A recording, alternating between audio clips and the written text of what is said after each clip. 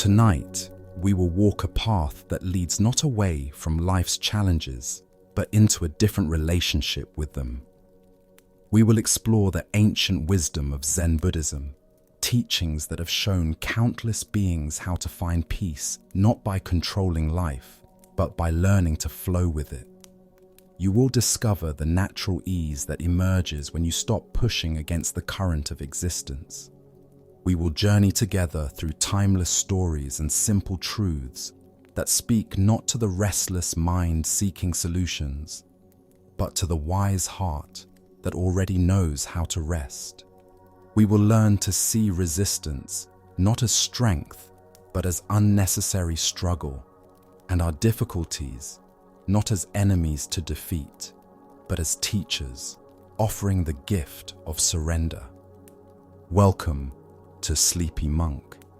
This is your refuge, a space where you can lay down the weight of trying to make life conform to your wishes. There is nothing here to accomplish, no problem to solve, and no version of yourself you need to become. Simply let these words find their way to the places in you that are ready to stop fighting. Our exploration begins with a truth that may surprise the mind accustomed to struggle. The very act of resisting life is what creates most of our suffering. Not life itself, but our quiet, constant pushback against how life unfolds. This resistance is so woven into our daily experience that we rarely notice it.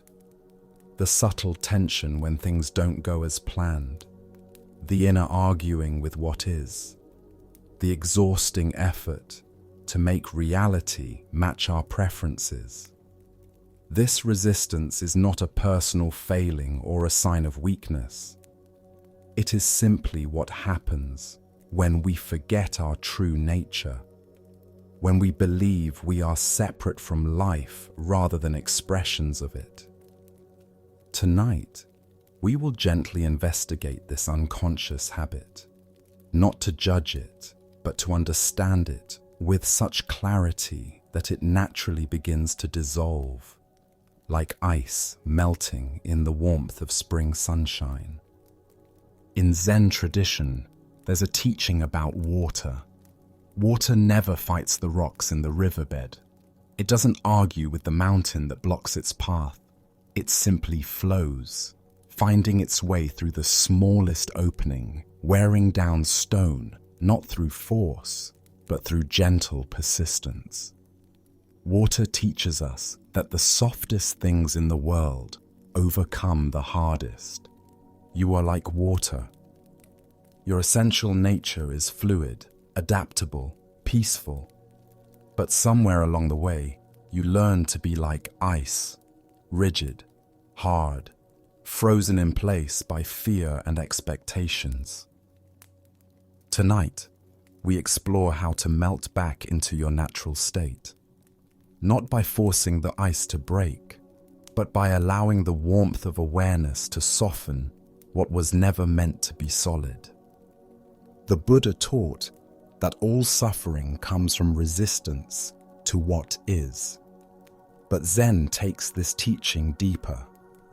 It shows us that the one who resists and the thing being resisted are not two separate things. When you stop fighting life, you discover you are life itself, flowing naturally, peacefully, without opposition. Are you ready to lay down the weapons you've been carrying against your own experience?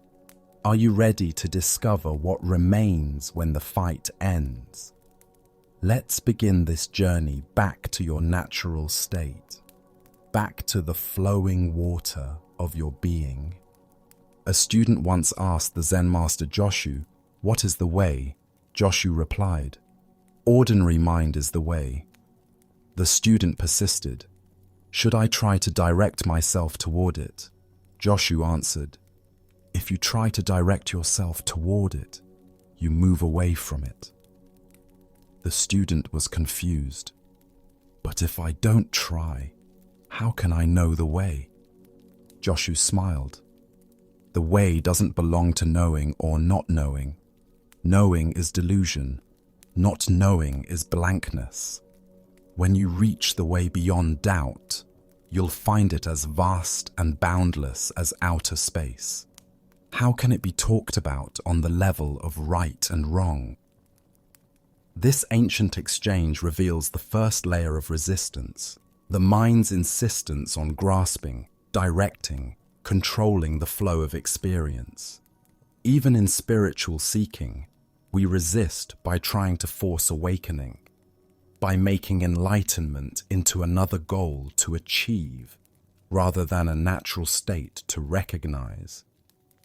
Let yourself notice, without judgment, where resistance lives in your body right now. Is there tension in your jaw from words you didn't speak today? Tightness in your shoulders from burdens you feel you must carry? A knot in your stomach from decisions you're avoiding? These physical contractions are the body's honest response to mental resistance. The body never lies about what you're fighting against. But resistance isn't just physical. Watch how your mind moves when faced with something uncomfortable. Notice how quickly it jumps to, "This shouldn't be happening," or "If only this were different," or "I can't handle this." These thoughts appear so automatically that we rarely question them. Yet each one is a small act of violence against reality, a tiny declaration of war against what is. The Zen teacher, Huang Po, taught that most people live in a house of anxiety, constantly repairing the walls, reinforcing the doors, checking the locks. But the house itself is the problem. The walls of resistance that we build to protect ourselves become the very prison that holds us captive. What would happen if you simply walked out of the house? What would happen if you discovered there was never any real danger to protect against? In the silence between your thoughts right now, feel the space that holds both comfort and discomfort without preference. This space doesn't resist anything. It doesn't push away pain or grab for pleasure. It simply allows all experience to arise and pass away like clouds in an empty sky. You are this space. You are this allowing awareness. But somewhere along the way, you forgot and began to identify with the passing clouds instead. Resistance often masquerades as protection. The mind tells you that if you don't push against what's happening, you'll be overwhelmed, hurt, or lost. But this is the fundamental misunderstanding that creates suffering. True protection doesn't come from resistance. It comes from flexibility. The tree that bends in the storm survives while the rigid one breaks. There's a story of a Zen monk who was meditating by a river when a scorpion fell into the water. Without hesitation, the monk reached in to save it, but the scorpion stung him. He pulled back, shook his hand, then reached in again. Again, the scorpion stung him. A passerby saw this and shouted, "Why do you keep trying to save that scorpion? Can't you see it will only hurt you?" The monk replied calmly, "It is the nature of the scorpion to sting. It is my nature to save. Just because the scorpion doesn't change its nature, why should I change mine?" This story reveals a profound truth about resistance. The monk didn't resist the scorpion's nature or his own. He didn't fight against being stung or try to change what couldn't be changed. He simply acted from his true nature, without requiring the world to be different than it is. This is what it means to live without resistance, not passivity, but authentic action that flows from acceptance of what is. Take a moment to breathe into this understanding. Feel how your breath doesn't resist coming or going. It flows naturally, effortlessly, without your conscious control. Your heart beats without resistance. Your blood flows without argument. Your body knows how to live without fighting itself. The resistance exists only in the thinking mind that has forgotten its true nature. Yet resistance has become so habitual that we often don't notice it until it creates obvious suffering. We resist getting older, so we suffer with each birthday. We resist other people's opinions, so we suffer in every disagreement. We resist our own emotions, so we suffer doubly, once from the feeling itself, and again from our fight against it. We resist change, so we suffer through every transition. We resist uncertainty, so we suffer in the space between knowing and not knowing. The irony is that resistance never actually prevents what we're resisting. The aging happens anyway. The opinions persist. The emotions arise. Change continues. Uncertainty remains. All our resistance accomplishes is adding a layer of suffering to what might otherwise be simply part of life's natural flow. Master Dogen, the founder of Soto Zen, taught that enlightenment is not something to be attained, but simply the natural state when delusion drops away. The delusion is the belief that we are separate from life, that we must protect ourselves against it, control it, improve it, or escape from it. But in truth, we are life itself.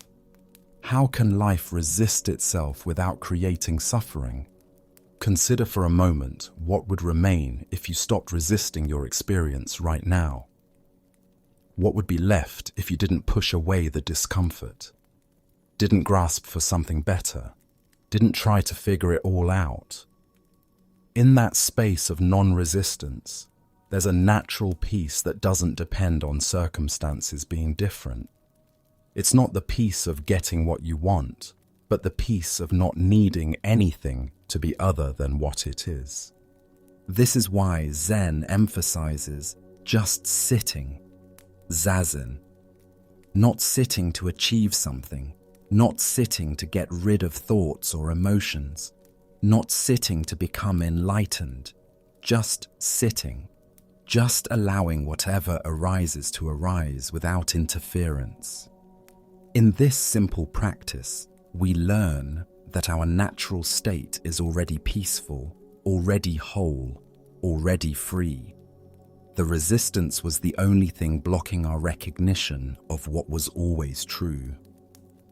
As you settle deeper into rest, notice how resistance often appears in the form of mental commentary. The voice that says, I should be more relaxed by now, or this isn't working, or my mind is too busy. Even these thoughts can be met without resistance. They're just more weather passing through the sky of awareness. You don't have to fight the commentary or believe it. You can simply notice it with the same gentle attention you might give to the sound of distant traffic or rain on the roof. The ancient Zen texts speak of no mind, mushin. This doesn't mean having no thoughts, but rather not being possessed by thoughts, not resisting them or identifying with them.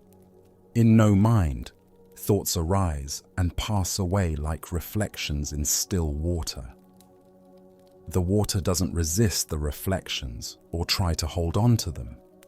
It simply reflects perfectly whatever appears, then returns to stillness when the image moves on. Your awareness is like this still water.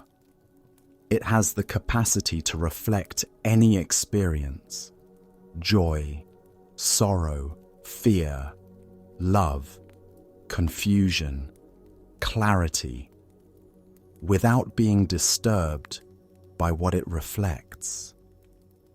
The disturbance comes only when you forget that you are the water and instead believe you are the reflection.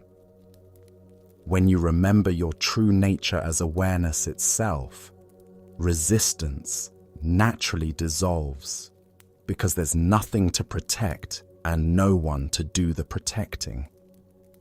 There's another story from the Zen tradition about a student who complained to his master that his meditation was terrible, full of distracting thoughts and uncomfortable feelings. The master asked him to bring a glass of muddy water from the garden pond. When the student returned with the murky water, the master said, "Now make the water clear." The student tried stirring it, but it only became muddier. He tried filtering it through the cloth, but particles still remained. Finally, exhausted from his efforts, he simply set the glass down and waited. Slowly, without any intervention, the mud settled to the bottom and the water became perfectly clear. "You see," said the master, "the water clears itself when you stop stirring it up. Your mind is the same way. Stop trying to fix it, improve it, or clear it, and its natural clarity will emerge." This is the essence of non-resistance, trusting the natural process of settling, of clearing, of returning to balance. When you stop stirring up your experience with resistance, when you stop trying to fix what isn't broken, the mind naturally returns to its clear, peaceful state. Feel this settling beginning now as your body relaxes more deeply into rest. Notice how releasing the need to fix or improve this moment allows it to reveal its inherent completeness. The peace you're seeking isn't somewhere else, waiting for you to become worthy of it. It's here, in this very experience, made visible when you stop obscuring it with resistance. The path of Zen is sometimes called the gateless gate. There's nowhere to go because you're already there. Nothing to achieve because you already are what you seek. Nothing to resist because everything is already part of your true self. The gate is gateless because there was never anything to keep you out of your own true nature. The resistance was the only barrier, and it was never real, only a habit of mind that can be gently released. As we move deeper into this exploration, let yourself rest in the understanding that resistance is not your enemy. It's simply a misguided attempt to find safety in an unsafe world. But the safety was never in controlling life. It was always in recognizing yourself as the space in which all of life's experiences can safely arise and pass away. You are the sky, not the weather. You are the ocean, not the waves. You are the awareness, not the content of awareness. And in this recognition, the fight ends. Not because you surrender to defeat, but because you remember there was never anyone to fight and nothing to fight against. There is only this breath, this moment, this perfect, flowing, ever-changing expression of life, being itself. And you are not separate from it. You are it, flowing naturally, without resistance, like water returning to water, like space recognizing itself as space. Rest now in this natural flowing. Let the resistance dissolve like ice melting in warm sunshine. You don't have to make it happen. Just allow the natural warmth of awareness to do what warmth does. Soften what was never meant to be hard. Melt what was never meant to be frozen. Return what was never truly separate back to its natural state of flowing wholeness. When resistance begins to soften, when you stop fighting what is, something becomes clear that was always there beneath the struggle. The Zen masters knew this secret, that acceptance is not a practice you do, but the recognition of what you already are. You are the space that naturally accepts all experience, the awareness that embraces whatever arises without question or condition. The Buddha once said, "Peace comes from within, do not seek it without." But what he didn't say explicitly, what Zen reveals through direct pointing, is that this inner peace is not something you create through acceptance. It's something you uncover by ceasing to create resistance. Like the moon that appears when clouds move away, your peaceful nature emerges when the clouds of fighting reality dissolve. Feel this truth settling into your body now as you rest. Notice how your breath accepts each moment without argument. Your lungs don't resist the air that enters, don't cling to the air that leaves. There's a wisdom in this natural rhythm that your thinking mind has forgotten, but your body remembers perfectly. Each exhale is a small letting go, each inhale a gentle receiving, and neither fights the other. This is what real acceptance looks like. Not grim resignation or passive submission, but the alive recognition that fighting the flow of life is like trying to make water flow uphill. It can be done with enormous effort, but it goes against the natural way of things. And in this struggle against nature, we exhaust ourselves for no reason. There's a story of two Zen monks walking through a forest when they came to a river swollen by recent rains. Standing at the bank was a beautiful woman in fine clothes, afraid to cross because the current was strong and she would surely ruin her garments. The elder monk, without hesitation, picked her up and carried her across. He set her down on the other side, and she thanked him and went on her way. The two monks continued walking in silence. After several hours, the younger monk could no longer contain himself. "Brother," he said, "we have taken vows not to touch women, yet you carried that woman across the river." The elder monk smiled gently and replied, "I left that woman at the riverbank hours ago. Why are you still carrying her?" This story shows the difference between natural response and mental resistance.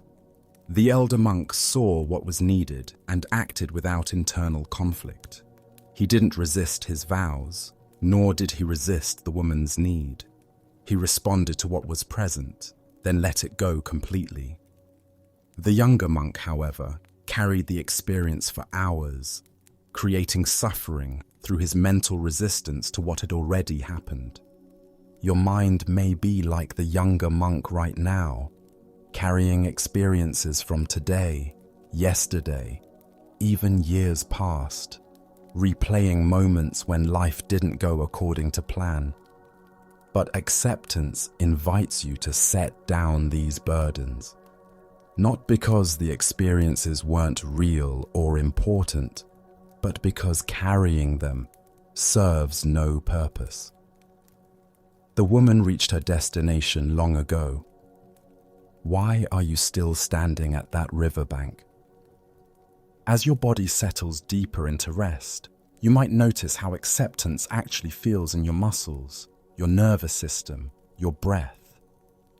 There's a letting go that happens when you stop bracing against what is. Your shoulders can finally drop. Your jaw can unclench from holding back words that don't need to be said. Your heart can slow from the racing pace of trying to outrun reality. This physical relaxation isn't separate from spiritual understanding.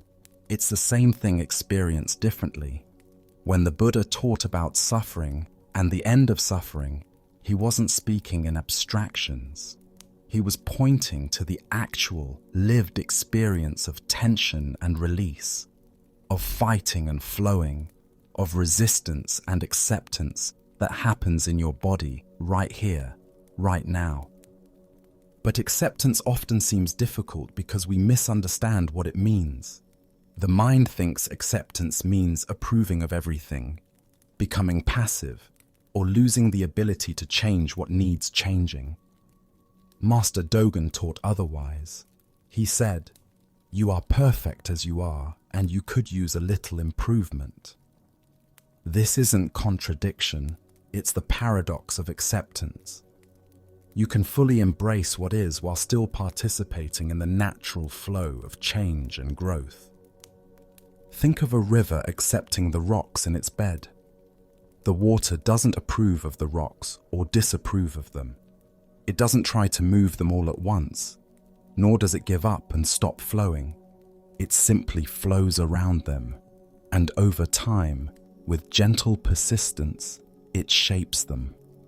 The river's acceptance allows it to accomplish what force never could.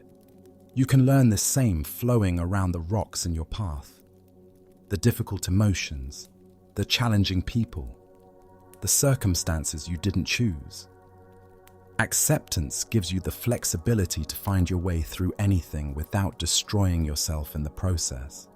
This is especially important as you prepare for sleep, because fighting your thoughts, your worries, your restlessness only makes them stronger. But accepting their presence, allowing them to be there without engaging, lets them naturally settle and fade. There was once a student who complained to his Zen master that he couldn't stop thinking during meditation. "These thoughts keep coming," he said, "and I can't make them stop." The master asked him to try not to think of a white elephant. Of course, the moment he tried not to think of it, the white elephant was all he could see. "You see," said the master, "the harder you try not to think something, the more power you give it. But if I simply tell you to think of a white elephant, you can do so briefly, then let the thought go naturally when your attention moves elsewhere." This teaching holds the key to both meditation and peaceful sleep. When you lie down at night and unwanted thoughts arise, worries about tomorrow, regrets about today, endless mental chatter, your instinct might be to push them away. But this pushing creates the very tension that keeps you awake. Instead, you can practice acceptance. Notice the thoughts without judgment, acknowledge their presence without fighting them, and return your attention gently to your breath or body.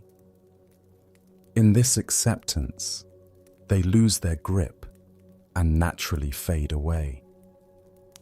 The Zen master Huang Po taught, "The foolish reject what they see, not what they think.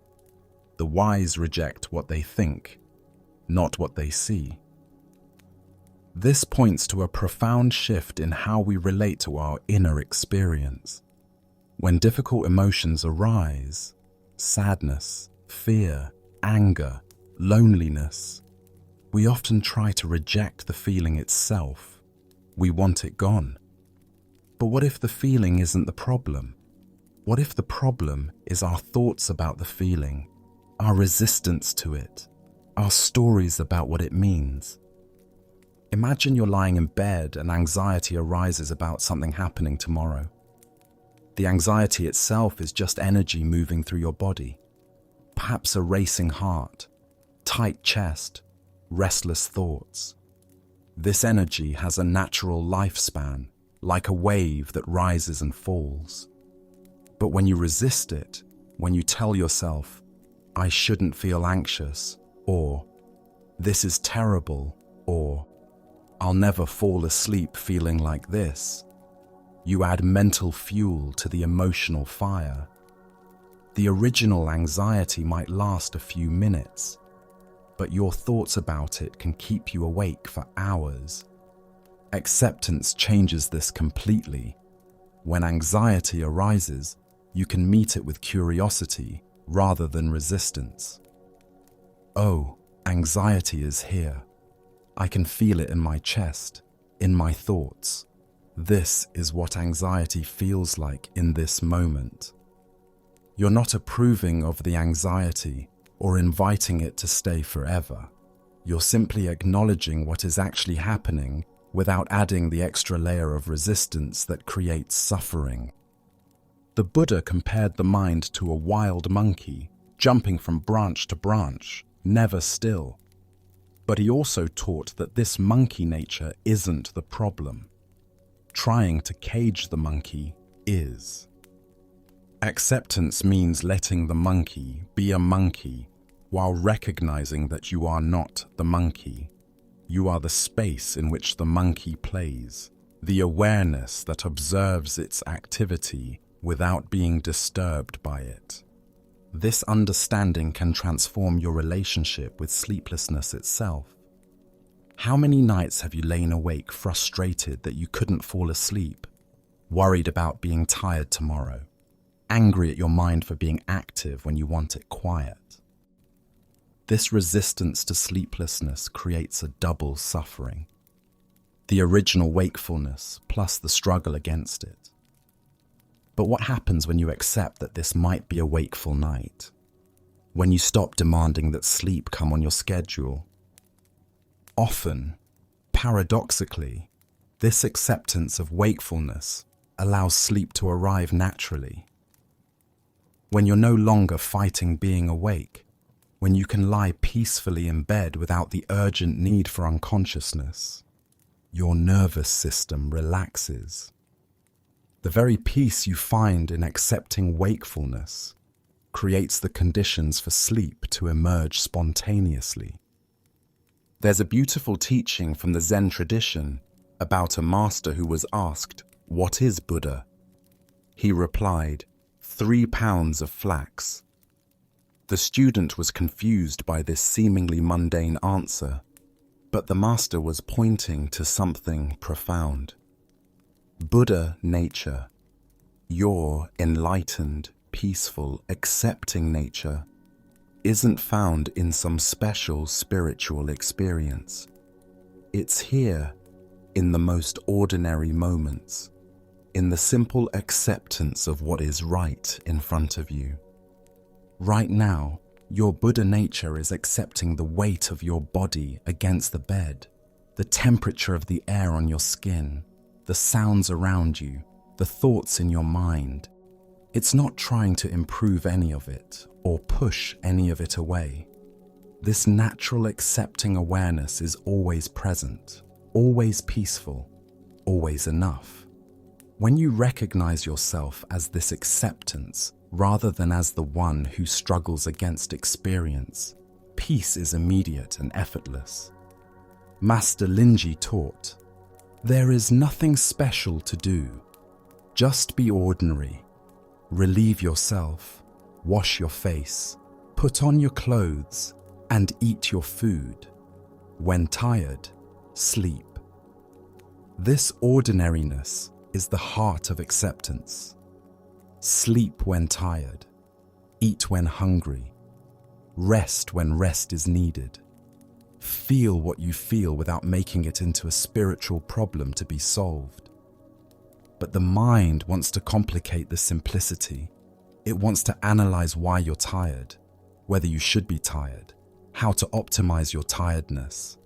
It creates stories about your emotions, judgments about your thoughts, resistance to your natural rhythms. Acceptance cuts through all of this mental elaboration and returns you to what's actually happening. You're tired. Your body wants to rest. This is enough information. Sometimes acceptance means letting go of the day's events that your mind wants to rehash endlessly. The conversation that didn't go well, the decision you're second-guessing, the person who misunderstood you. These mental movies play on repeat, keeping you wired when your body is ready for rest.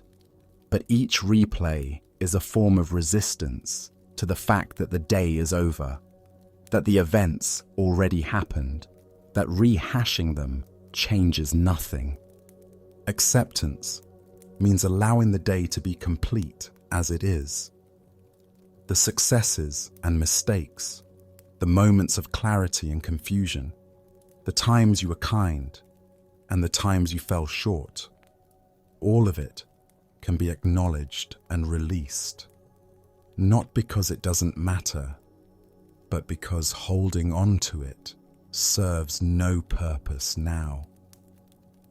The day has taught you what it came to teach. Now you can let it rest. There's a Zen saying, "You are perfect as you are, and you could use a little improvement." But tonight, as you settle into sleep, perhaps the focus can be on the first part. You are perfect as you are. Perfect not in the sense of flawless, but in the sense of complete, whole, enough exactly as you find yourself in this moment. The improvement can wait until tomorrow. Right now, there is only this breath, this body, this moment of rest. This acceptance doesn't make you passive or resigned. It makes you available to respond wisely rather than react blindly. When you stop fighting what is, you can see clearly what needs attention and what needs to be left alone.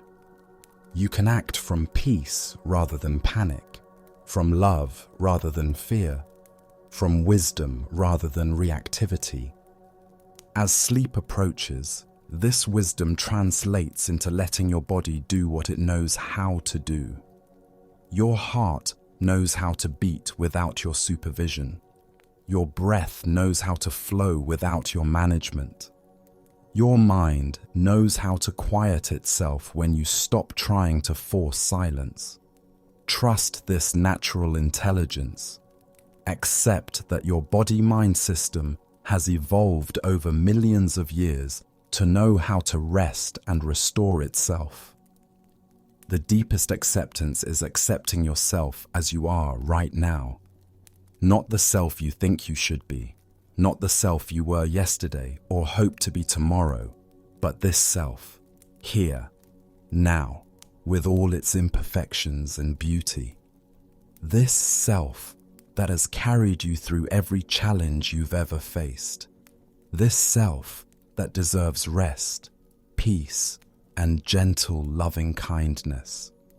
Let this acceptance wash through you now like warm water, softening any remaining tension, dissolving any lingering resistance.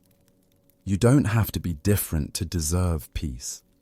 You don't have to solve all your problems to merit rest.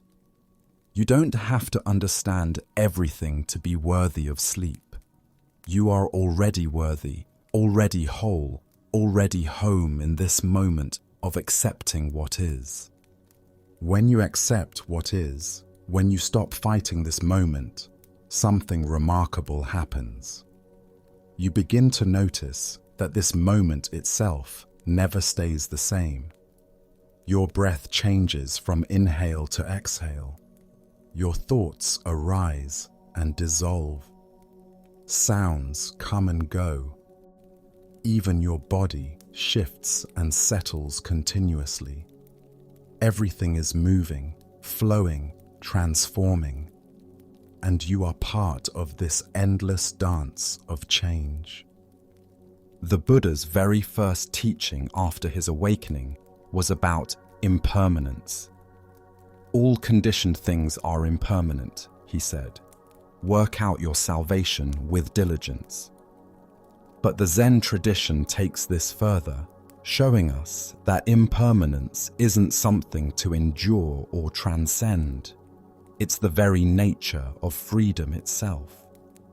When you stop trying to make permanent what is naturally flowing, you discover the peace that exists within change itself.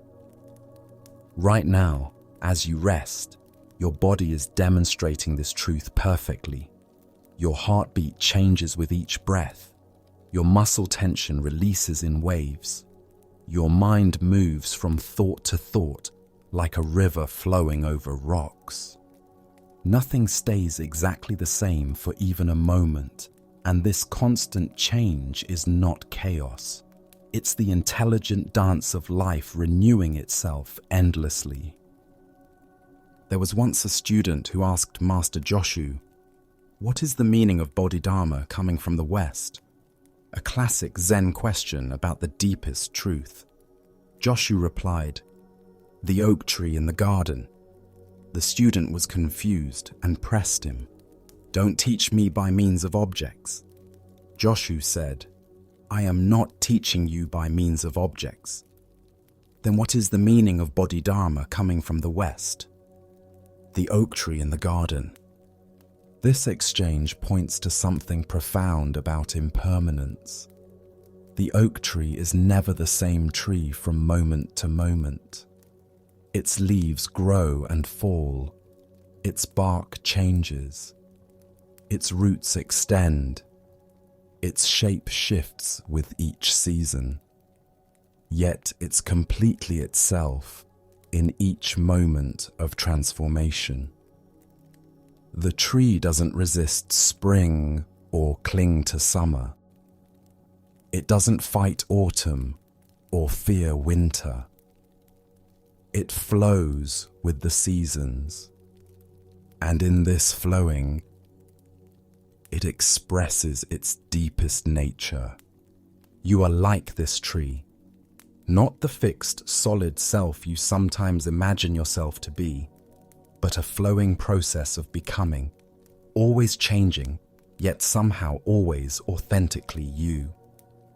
The resistance comes when you try to freeze yourself in place, when you cling to who you were yesterday or demand guarantees about who you'll be tomorrow. But your true nature, like the tree, is found in the flowing itself.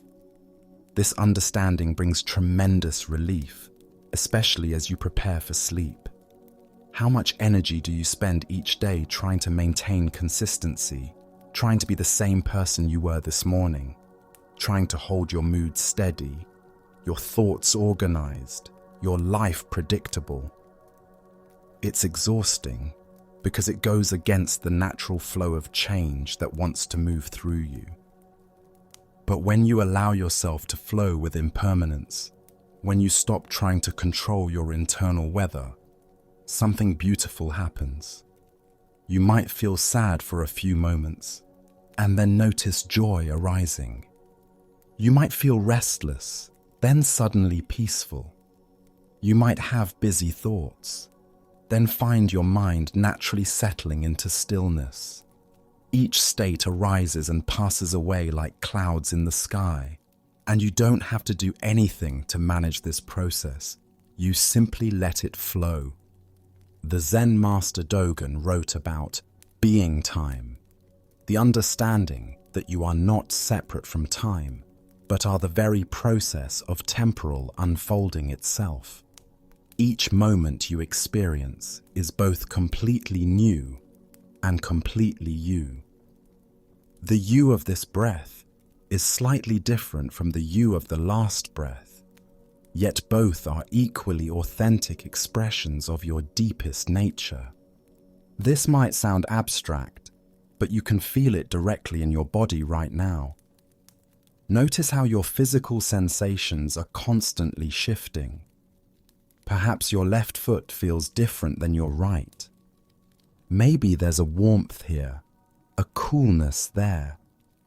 These sensations arise and change without your permission or control, and this changing itself is the aliveness you call your body.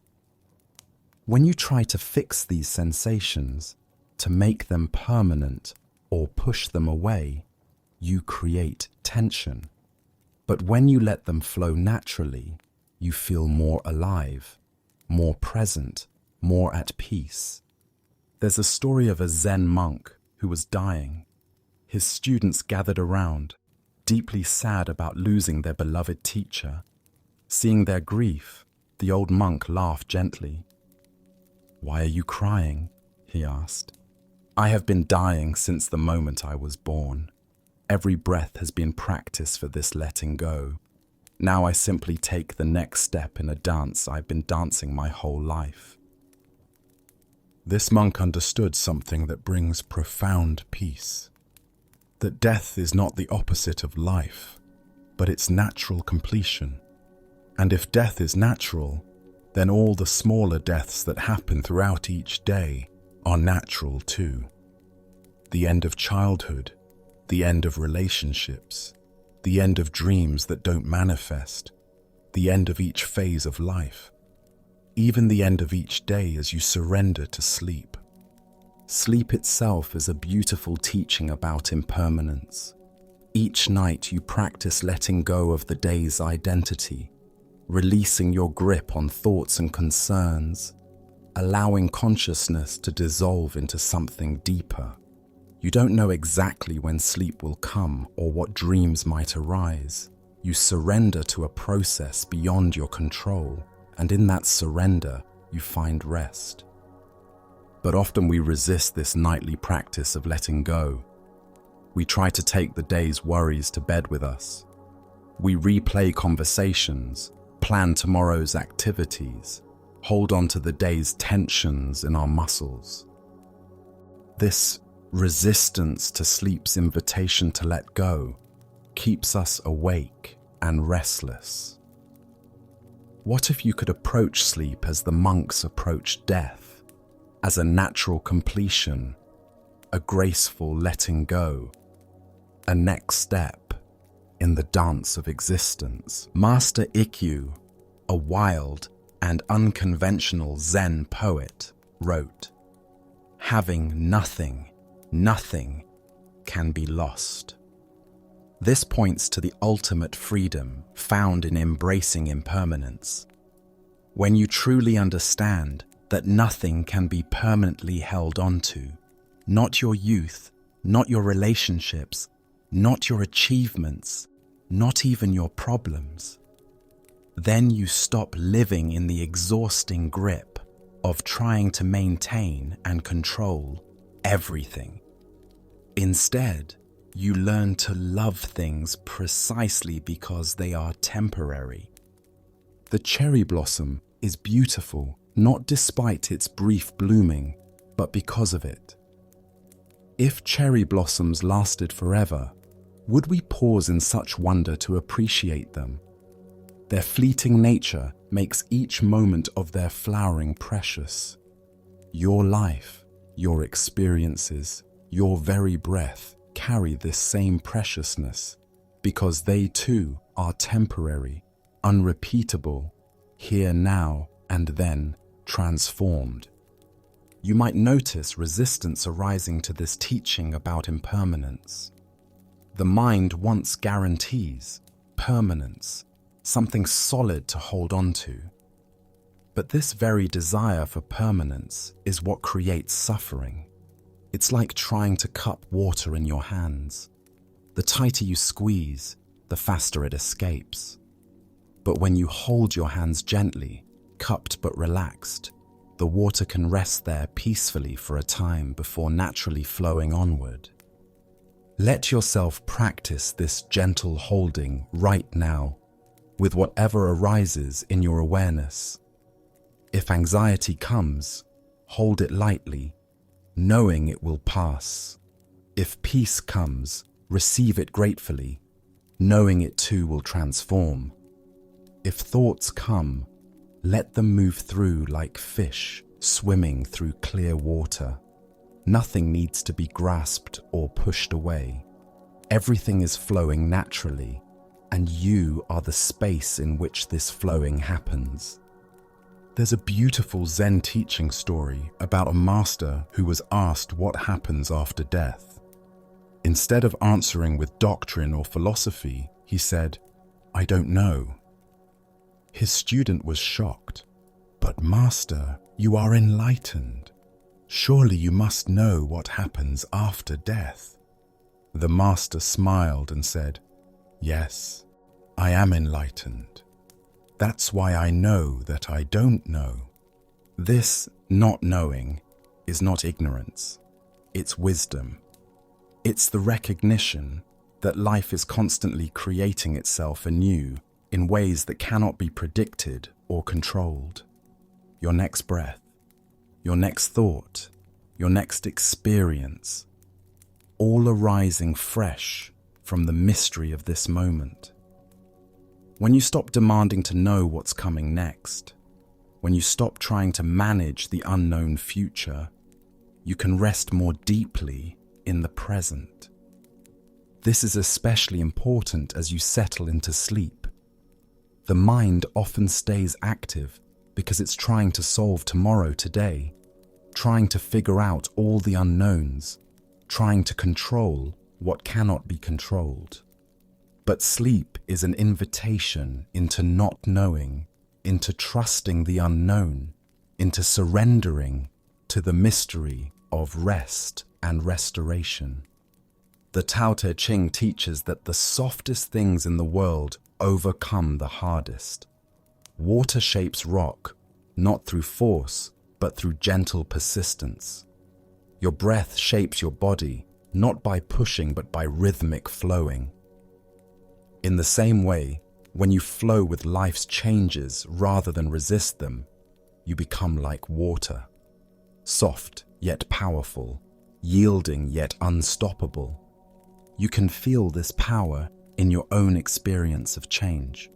Think of a difficult period you've lived through, perhaps grief, illness, heartbreak, or failure. At the time, it might have felt permanent, overwhelming, impossible to survive. Yet here you are, having flowed through that experience and emerged changed by it. You didn't overcome it through force. You survived it by continuing to breathe, to live, to flow with what was happening, even when you couldn't understand it.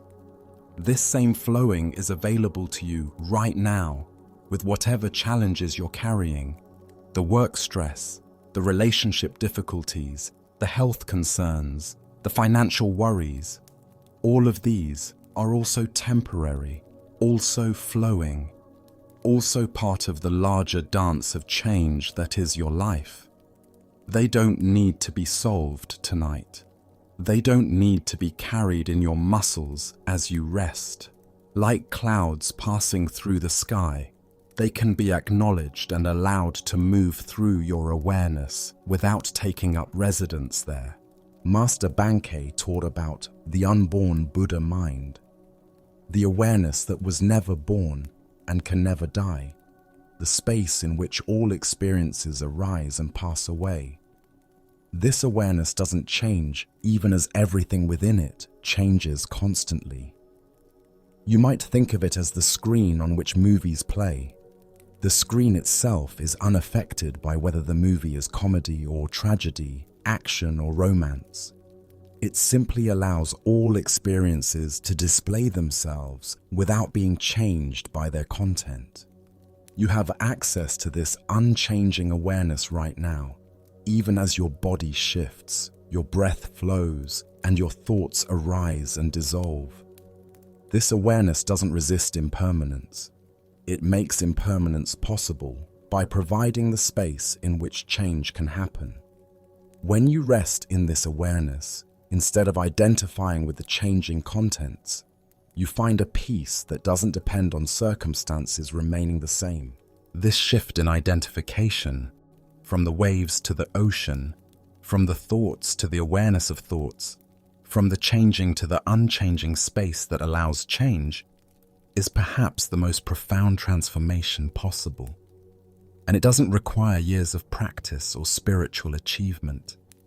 It's available in any moment when you stop trying to control the flow and instead recognize yourself as the space in which the flow happens. Feel this spaciousness now as your body prepares for sleep.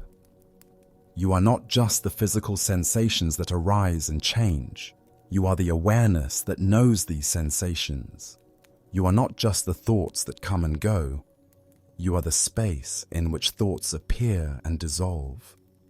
You are not just the emotions that flow through you. You are the peace that remains present through all emotional weather. This recognition doesn't make you detached or disconnected from life. Instead, it allows you to participate more fully in life's flowing dance because you're no longer afraid of the dance's constant changes. You can love completely because you're not trying to make love permanent. You can engage fully because you're not attached to specific outcomes. You can rest deeply because you're not resisting the natural cycles of activity and stillness. The seasons teach us this wisdom naturally. Spring doesn't try to hold on to winter or rush towards summer. It simply expresses spring fully, completely, without reservation. Summer doesn't resist autumn's approach. It gives everything to being summer until it's time to transform. Autumn doesn't cling to its leaves or fight the coming winter. It lets go beautifully, gracefully, knowing that this release is part of the larger rhythm of renewal. You too are part of this seasonal wisdom. You have times of growth and times of rest, times of activity and times of stillness, times of clarity and times of confusion. Each phase has its own gifts, its own teachings, its own place in the larger cycle of your becoming. When you stop resisting your current season and instead learn to inhabit it fully, you find that each phase of life has its own completeness, its own beauty, its own peace. As you prepare for the nightly season of sleep, let yourself appreciate this natural rhythm. Your body knows how to move from wakefulness to rest, from activity to stillness, from the day's engagement to the night's restoration. You don't have to manage this transition or force it to happen. You simply allow your natural rhythms to carry you, like a leaf carried by wind, with no resistance to where the flowing takes you. This trust in natural process, this willingness to flow with, rather than fight against life's constant changes, is the deepest wisdom of impermanence. It's not that everything changes. It's that you are the changing itself, the flowing itself, the dancing itself. And in this recognition, resistance dissolves naturally, not because you force it away, but because there's no longer anyone there to resist. There's just the flowing and the peace that flows with it, carrying you now into whatever arises next. As you rest in the flowing nature of impermanence, as you stop trying to hold on to what naturally changes, something tender begins to emerge. When you're no longer fighting against the river of experience, when you're no longer exhausting yourself trying to control what cannot be controlled, you discover that your natural response to life is not hardness, but softness, not aggression, but gentleness, not resistance, but compassion. This compassion isn't something you have to manufacture or force. It arises naturally when the barriers of resistance come down, like a spring that bubbles up from underground when the rocks blocking its path are removed. Compassion flows effortlessly when you stop fighting what is. And this flowing compassion changes everything. How you meet your own struggles, how you respond to others' pain, how you move through a world that often seems harsh and demanding. The Buddha taught that all beings want to be happy and free from suffering, yet somehow we've learned to meet suffering with more suffering, pain with more pain, difficulty with resistance that only makes things more difficult. But there's another way, a path that the great Zen masters walked, meeting every experience, even the painful ones, with the same tenderness you might offer a frightened child or an injured animal. Right now, as your body settles and your breath naturally slows, notice if there are any places where you're being harsh with yourself. Perhaps you're judging your restless thoughts or criticizing your inability to relax completely. Maybe you're carrying guilt about something that happened today or anxiety about tomorrow. These inner voices of criticism and worry are forms of self-violence, ways you resist your own human experience. What would it feel like to speak to yourself right now, the way you would speak to your dearest friend who was struggling? What would it sound like to offer yourself the same patience and understanding you would naturally give to someone you love who is having a difficult time sleeping? This shift from self-resistance to self-compassion isn't just kindness, it's wisdom. It recognizes that fighting yourself is like trying to wrestle with your own shadow. There once was a student who went to a Zen master complaining bitterly about his meditation practice. "I sit every day," he said, "but my mind is full of distracting thoughts. I get angry at my wandering attention. I fall asleep. I fidget constantly. I'm the worst meditator who ever lived." The master listened patiently, then asked, "When you have a guest in your home who is tired and troubled, do you yell at them and demand they be different?" "Of course not," the student replied. "I would offer them tea, make them comfortable, listen to their troubles with kindness." The master smiled. "Then why do you not treat your own mind as kindly as you would treat a troubled guest?" This story points to the heart of compassionate non-resistance. Your thoughts, emotions, and physical sensations are like guests visiting the space of your awareness. Some guests are pleasant, peaceful thoughts, comfortable feelings, ease in the body. Others are more challenging, worry, sadness, tension, restlessness. But whether the guests are welcome or unwelcome, the host remains kind, spacious, accepting. The space of your awareness has room for all visitors, and it meets each one with the same gentle hospitality. This doesn't mean you have to like every experience or invite difficult states to stay longer. It means you stop fighting with what's already here. If anxiety is present, you don't have to welcome anxiety, but you can welcome yourself, the one who is experiencing anxiety, with compassion. You can hold yourself gently in the midst of whatever is arising, the way a loving parent holds a child who is scared or upset. Feel this quality of gentle holding available to you right now. Whatever you're experiencing, peace or restlessness, clarity or confusion, comfort or discomfort, can be held in the same tender awareness. Your breath continues to flow in and out, regardless of what you're feeling. Your heart continues to beat, whether your thoughts are calm or busy. There's something in you that remains steady and caring through all the changing weather of experience. This steady compassion becomes especially important when dealing with others. How often during your day did you meet someone else's bad mood with resistance, their criticism with defensiveness, their anxiety with impatience? When we're not at peace with our own difficult emotions, we automatically resist them in others. But when you learn to meet your own storms with compassion, you naturally become someone who can sit peacefully with others' storms as well. Master Thich Nhat Hanh taught about hugging meditation, literally embracing others, but more deeply embracing all of life's experiences with the same tenderness.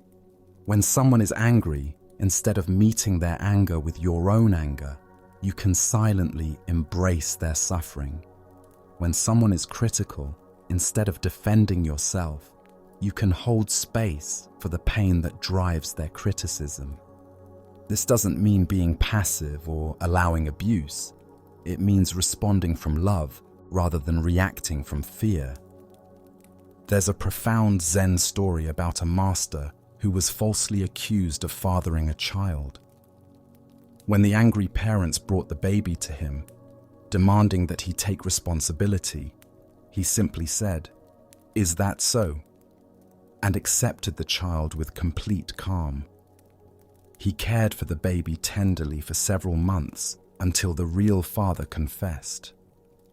When the parents returned to reclaim their child, apologizing profusely for their mistake, the master again simply said, "Is that so?"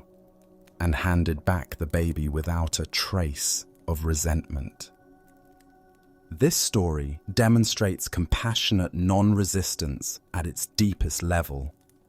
The master didn't resist being falsely accused. He didn't resist caring for a child that wasn't his. He didn't resist letting the child go when the truth emerged. He met each situation with the same equanimity, the same willingness to respond with love, regardless of how he was being treated. His peace didn't depend on others' recognition of his innocence or appreciation of his kindness. You might think this level of non-resistance is impossible or even undesirable. Shouldn't we defend ourselves when wrongly accused? Shouldn't we feel angry when mistreated? But the master's response wasn't about suppressing natural human reactions. It was about not adding resistance to whatever was already happening. He felt what he felt, but he didn't create additional suffering by fighting against the circumstances. This wisdom applies even to the smallest interactions in your daily life. When someone cuts you off in traffic, when a store clerk is rude, when a family member criticizes your choices, in each moment, you have an opportunity to practice compassionate non-resistance. Not by becoming a doormat or failing to respond appropriately, but by meeting the situation from your centered, peaceful nature, rather than from reactive resistance. As you settle deeper into rest tonight, you might notice how much energy you've been spending in subtle resistance to the people in your life. The family member who doesn't understand you, the coworker who annoys you, the friend who disappointed you, the stranger who was thoughtless. Each judgment, each mental criticism, each replay of how they should have acted differently is a form of resistance that lives in your body as tension, in your mind as agitation, in your heart as separation from the peace that's your birthright. Compassionate non-resistance invites you to release these mental burdens, not because others don't need to change or grow, but because your resistance to them changes nothing except your own inner state. The person who cut you off in traffic is already home, oblivious to your continued irritation. The rude clerk has moved on to other customers while you replay the interaction. Your resistance hurts only you, and your release of that resistance heals only you. But that healing is profound.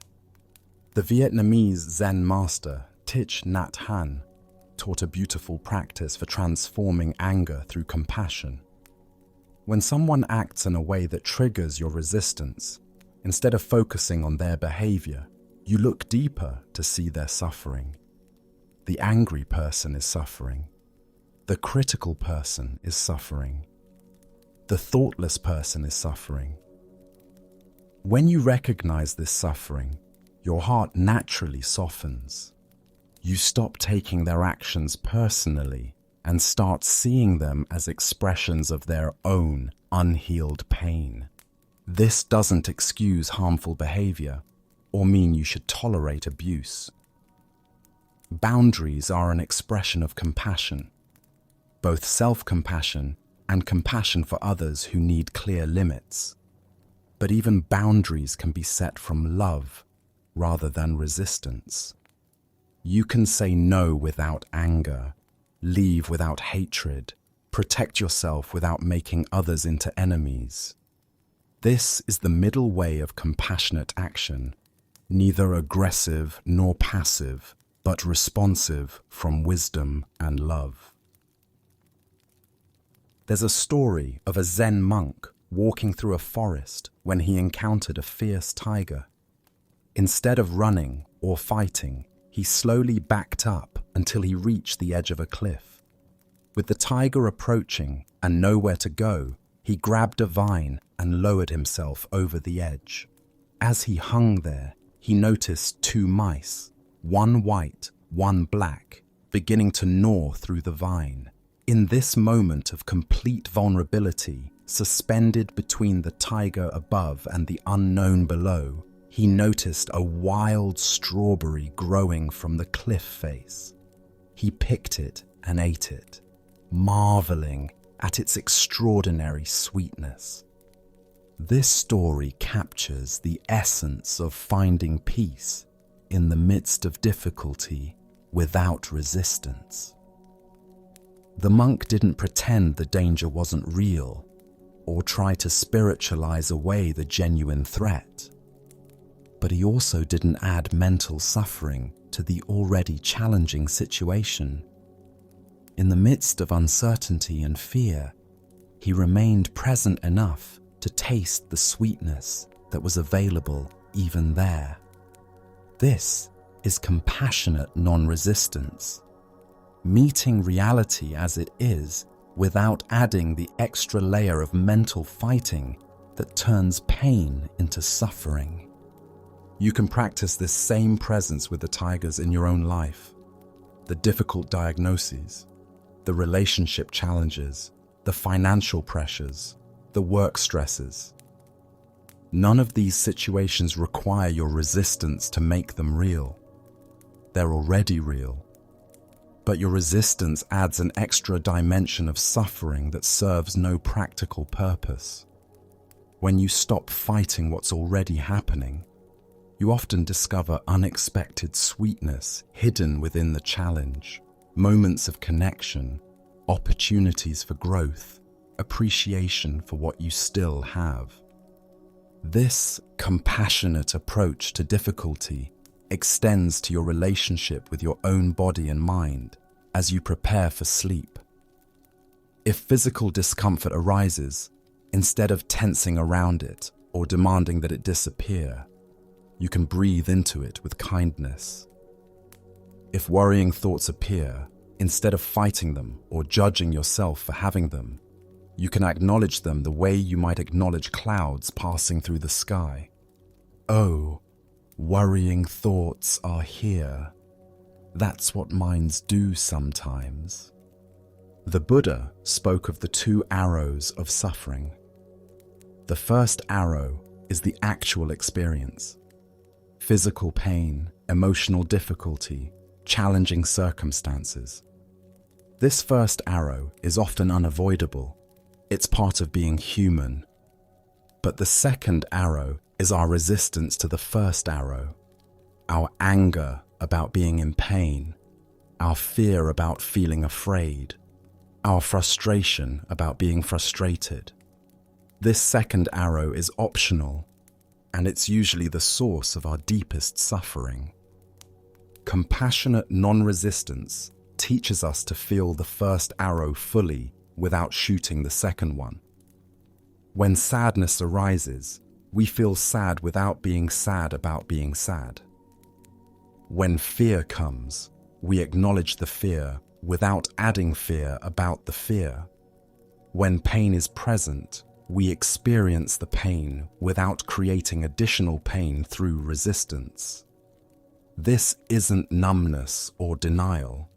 It's tender-hearted courage that can meet any experience with love. Master Dogen taught that practice and enlightenment are one. This means that the very act of meeting your experience with compassion right here in this moment is already the awakened response. You don't need to perfect this practice or wait until you've mastered non-resistance to experience its benefits. Every moment of choosing compassion over criticism, softness over hardness, acceptance over resistance is itself a moment of awakening.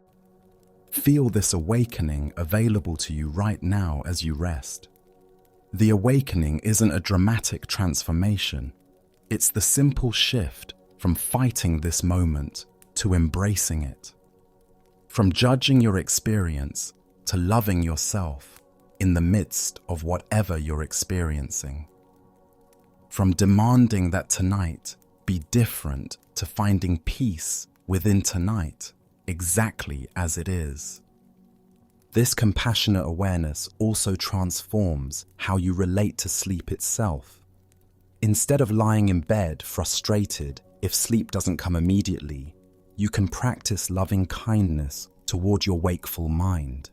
Instead of judging yourself for being tired, you can appreciate your body's honest signals about what it needs. Instead of resisting the natural process of falling asleep, you can surrender to it with trust and gratitude.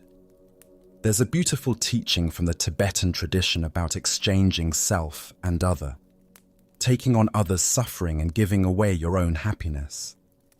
While this might sound masochistic, it points to something profound about the nature of compassion. When your heart is truly open, you realize there is no solid boundary between self and other. The suffering you see in the world is also your suffering. The healing you offer others is also your own healing. This interconnectedness means that every act of compassion toward yourself, toward others, toward life itself, heals something in the world. When you stop resisting your own difficult emotions, you become someone who can hold space for others' difficult emotions. When you meet your own fears with tenderness, you naturally become a source of courage for others who are afraid. When you find peace in the midst of your own challenges, you radiate that peace into a world that desperately needs it. Master Bankei taught about the unborn Buddha mind, the awareness that recognizes all experiences as temporary visitors in an unchanging space of love. This loving awareness doesn't try to fix what arises in it or push anything away. It simply loves unconditionally, the way the sun shines on both flowers and weeds, the way the earth supports both saints and sinners, the way your own heart continues to beat whether you're happy or sad, peaceful or anxious. As you settle more deeply into this recognition, notice how your whole body can relax when held in unconditional love. The tension in your shoulders softens when you stop demanding that you be different than you are. Your breathing deepens when you accept your current state rather than trying to force a different one. Your mind begins to quiet when you stop criticizing your thoughts and instead meet them with patient kindness. This is the natural result of compassionate non-resistance, not forced relaxation, but the organic peace that emerges when the war with yourself ends. You don't have to become someone else to deserve this peace. You don't have to solve all your problems or perfect your spiritual practice. You simply have to stop fighting the one who is already here. This imperfect, beautiful, struggling, seeking human being who deserves love, not because of achievements or worthiness, but simply because love is your nature. The great Zen poet Ryokan wrote, "What shall be my legacy? The blowing wind, the rippling water." This points to the ultimate compassion, leaving no trace of resistance in your wake, meeting each moment so completely that you flow with it like wind, like water, offering no friction to life's natural movement. When you die, whether tonight in sleep or years from now in final rest, what will you leave behind? Not your struggles and resistances, but the love you shared, the peace you embodied, the compassion you offered to a world in need of healing. Let this be your practice now as sleep approaches, to love so completely that resistance becomes impossible, to be so tender with yourself and your experience that fighting feels foreign, to trust so deeply in the natural process of rest and restoration that surrender becomes as natural as breathing. In this surrender, In this complete non-resistance to what is, you discover that peace was never something to achieve. It was always something to remember, something to return to, something you are when all the fighting finally ends. Rest now in this remembrance. Let your body be held by the same compassion that holds the whole universe. Let your mind be embraced by the same love that embraces all beings everywhere. You are not alone in your struggles, and you are not separate from the peace that surpasses understanding. You are that peace, temporarily forgetting itself in the dream of resistance, now awakening to its own eternal, loving nature. In the tender space of compassionate non-resistance, as your heart learns to meet all experience with love, you arrive at the most practical and profound question. How do you carry this understanding into the ordinary moments of life? How do you live from this place of flowing acceptance when morning comes and the world demands responses, decisions, actions? How do you integrate these deep teachings into the simple, sometimes chaotic reality of being human? The answer lies not in perfection, but in practice. Not in never resisting again, but in catching resistance more quickly when it arises. Not in maintaining constant peace, but in remembering how to return to peace when you've temporarily forgotten. Living without resistance isn't a destination you reach once and stay at forever. It's a way of being that you choose moment by moment, breath by breath, like coming home to yourself again and again. Right now, as you rest in this quiet space between waking and sleeping, you have the perfect opportunity to feel what integration actually means. Notice that you don't have to maintain any special state or hold on to any particular insight. You don't have to remember everything you've heard or apply all the teachings at once. You simply rest in the natural ease that emerges when you stop fighting what is. This ease, this simple peace of non-resistance, is always available to you, not as something to achieve, but as something to notice. The Zen master Yunmen taught his students about everyday mind. When asked about the deepest spiritual truth, he would point to ordinary activities, drinking tea, walking in the garden, washing bowls. The sacred isn't separate from the mundane. It's found by bringing complete presence to whatever you're doing, meeting each moment without the overlay of resistance or seeking.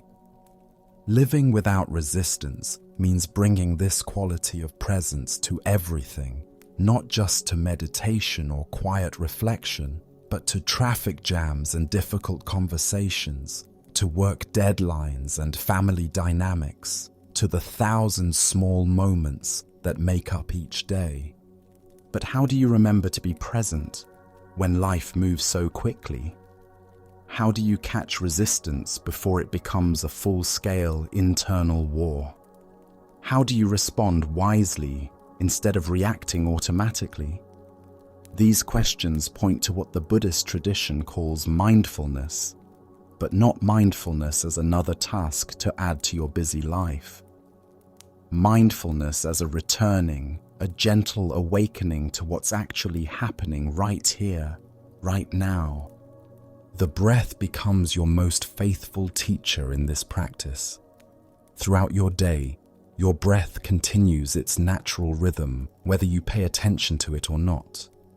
But when you do return to the breath, in moments of stress, decision, or confusion, you instantly reconnect with the present moment. You step out of the mental story about what's happening and into the direct experience of what is.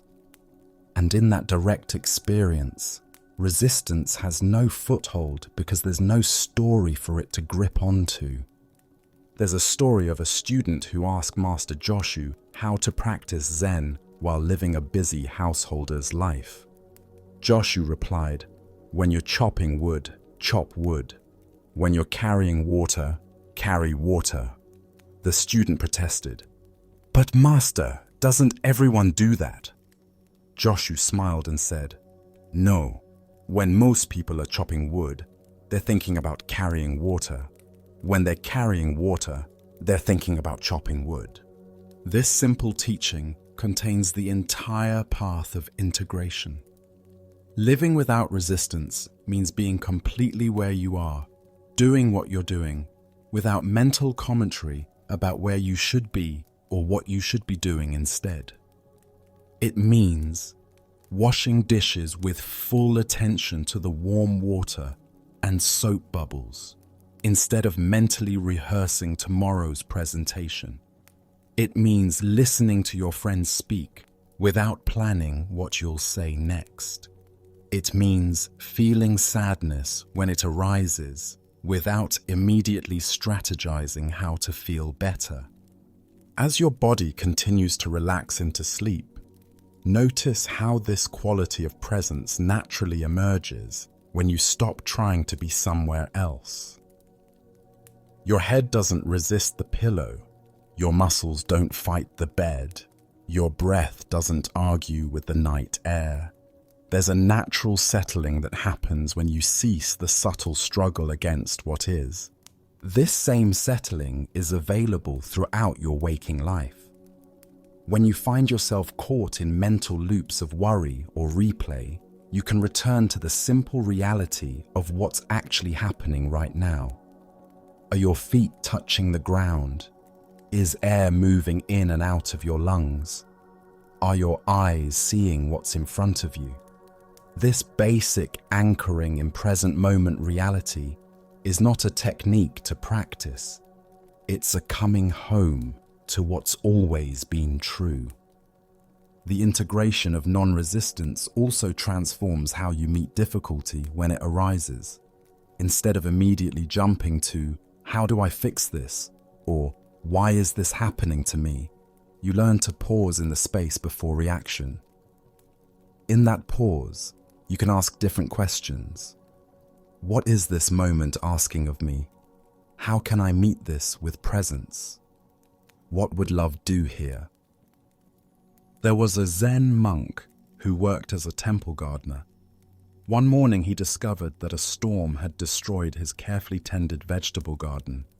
Plants uprooted, months of work scattered by wind and rain. A younger monk found him standing quietly among the ruins and asked, "Aren't you upset? All your hard work is gone." The gardener smiled gently and said, "The storm taught the garden a new way to grow. I'm curious to see what emerges." This is the heart of living without resistance, meeting change, loss, and unexpected challenges with curiosity rather than outrage. The gardener didn't pretend the destruction wasn't real or immediately put on a happy face. He acknowledged what had happened and then asked the deeper question, "What now?"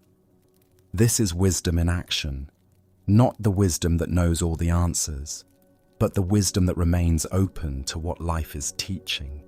You can practice this same openness with the smaller disruptions that arise each day. The meeting that runs long, the phone call that interrupts your planned evening, the headache that appears without warning. Instead of resistance being your first response, you can experiment with curiosity. What is this moment offering? What can you learn about yourself by observing your initial reaction? How can you move with this change instead of against it?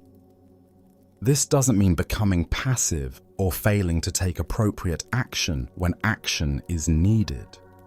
The gardener in the story didn't just leave his garden in ruins. He began the work of replanting. But he did so from acceptance rather than resistance, from wisdom rather than reactivity. He worked with what was rather than lamenting what had been. Integration also means recognizing that you will forget these teachings many times. You'll find yourself caught in old patterns of resistance, lost in mental stories, reacting instead of responding. This too is part of the path, not a deviation from it. The Buddha himself called this beginner's mind, approaching each moment of awakening as if for the first time, without the burden of having to maintain some perfect state of enlightenment. Master Dogen taught that practice and enlightenment are one. This means that the very moment you notice you've been lost in resistance and choose to return to presence, that noticing itself is awakening. You don't have to wait until you've mastered non-resistance to experience its benefits. Each tiny return to awareness, each small choice to soften instead of harden, each breath taken in acceptance rather than struggle. These are not steps toward peace. They are peace itself expressing through you. Feel this truth now as your body prepares for sleep. You don't have to perfect anything to rest. You don't have to resolve all your problems to be worthy of peaceful sleep. You don't have to understand everything to let consciousness naturally settle into the deeper rhythms of rest. Your worthiness to rest is not earned through good behavior or spiritual achievement. It's inherent in your very being. The practice of integration becomes especially important in your relationships with others. When someone acts in a way that triggers your old patterns of resistance, when they're late, when they don't understand, when they seem to be making choices you wouldn't make, you have the opportunity to pause before reacting. In that pause, you can remember that their actions are arising from their own complex web of conditioning, fears, hopes, and beliefs. You can choose to respond to the person rather than just reacting to their behavior. This doesn't mean becoming a doormat or failing to set appropriate boundaries.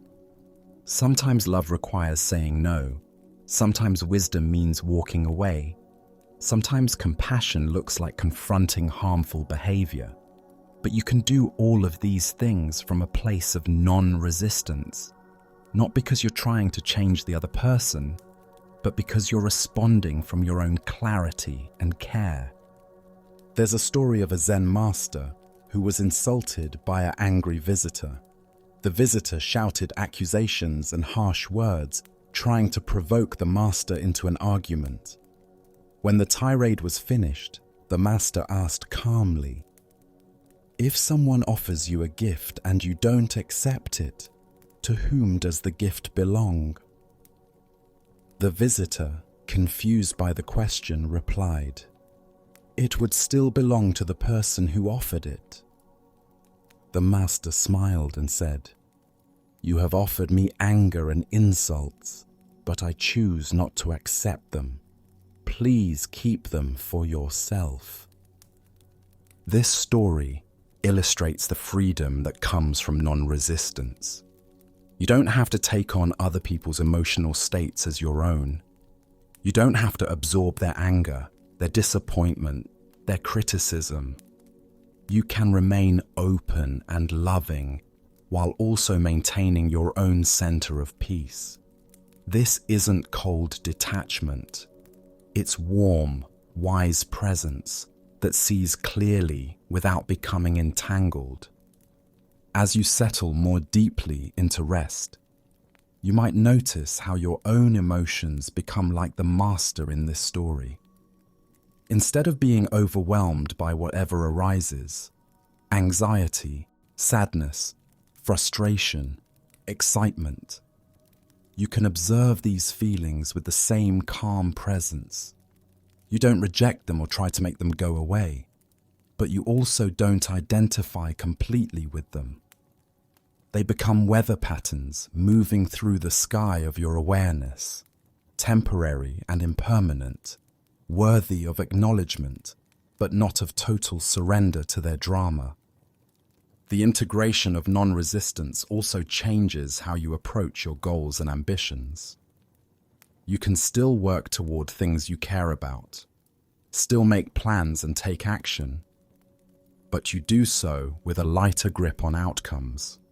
The Buddha described this as right effort, energy applied with wisdom rather than desperate attachment to results. Imagine planting a garden. You prepare the soil with care, plant the seeds with attention, water, and tend the growing plants with dedication. This is effort, but it's effortless effort, aligned with natural process rather than fighting against it. You can't force the seeds to grow faster by pulling on the sprouts. You can't make the sun shine or the rain fall on your schedule, but you can show up consistently, do what's yours to do, and trust the larger process of growth that's beyond your control. This is how you can approach all of life's endeavors when resistance dissolves. You engage fully with whatever is in front of you while holding outcomes lightly. You care deeply while staying unattached. You work with genuine commitment while remaining flexible about how things unfold. There was once a calligrapher who spent years perfecting his art. Students would come to learn from him, expecting to find someone obsessed with technique and precision. Instead, they discovered a master who approached each brushstroke with total attention, but no attachment to the final result. "If I worry about whether this character will be beautiful," he would say, "my hand becomes tight and my mind becomes small. But when I simply allow each stroke to emerge from emptiness, the beauty takes care of itself." This is the secret of effortless action, not trying to control the outcome, but putting your whole being into the process. When resistance drops away, you discover that your natural state is one of spontaneous, appropriate response to whatever life presents. You don't have to think your way through every decision or worry your way through every challenge. Wisdom arises naturally when the mental noise of resistance quiets. Feel this natural wisdom available to you now as sleep approaches. You don't have to figure out how to fall asleep. Your body knows. You don't have to solve all tomorrow's problems before you rest. They will be there in the morning, and you'll meet them with whatever clarity is available then. You don't have to understand everything that happened today or plan everything that might happen next week. You can simply be here, now, in this moment of natural settling into rest. Living without resistance means trusting this natural process not just in sleep, but in all of life. Trusting that you don't have to micromanage every aspect of your existence. Trusting that the same intelligence that grows your hair and heals your wounds is also guiding the larger patterns of your life in ways your thinking mind can't always see or understand. This doesn't make you passive or fatalistic. You still make choices, still take responsibility, still engage with life fully. But you do so from a place of partnership with life, rather than opposition to it. You become like water, soft and yielding, yet able to carve canyons through solid rock over time. Your persistence comes not from struggle, but from alignment with what wants to emerge. Master Linji taught his students about the person of no rank, the authentic self that exists before all the roles and identities you carry. This person needs nothing from the external world to be complete. This person is not threatened by change or loss because it recognizes itself as the unchanging awareness in which all change happens. This person lives without resistance because it knows itself to be life itself, flowing naturally according to conditions. You have access to this person of no rank right now. Beneath all your thoughts about who you are, all your worries about who you should become, all your stories about what you need to be happy, beneath all of this mental construction lies something utterly simple and peaceful, something that has never been disturbed by any external circumstance, something that is completely at ease just being what it is. As you rest in this recognition, you might notice that the integration you've been seeking isn't something you have to work toward. It's already happening. Each time you choose presence over mental storytelling, each time you soften instead of hardening around difficulty, each time you respond from love rather than react from fear, in these moments, you're already living without resistance. You're already free. This freedom isn't dramatic or flashy. It's quiet, subtle, available in the most ordinary moments. It's in the way you can wash your face in the morning with complete attention to the sensation of warm water. It's in how you can listen to a friend without planning what you'll say next. It's in the ability to feel sad without making sadness wrong, to experience change without demanding permanence, to live fully without needing life to be other than it is. The great Zen teacher, Bankei, spoke of the unborn Buddha mind, the awareness that has never come into being and can never be destroyed. This awareness is your true nature, and it's always already present. It doesn't resist anything because it's not threatened by anything. It doesn't cling to experiences because it's not separate from them. It doesn't struggle with life because it is the very life that flows through all things. Tonight, as consciousness naturally dissolves into sleep, you're practicing this same letting go that Bankei pointed to. You're releasing identification with the thinking mind, with the body's sensations, with the day's concerns and tomorrow's plans. You're returning to the source awareness that's always been your deepest nature. And in that return, you discover what you've always known, but sometimes forget. You are already whole, already free, already at peace.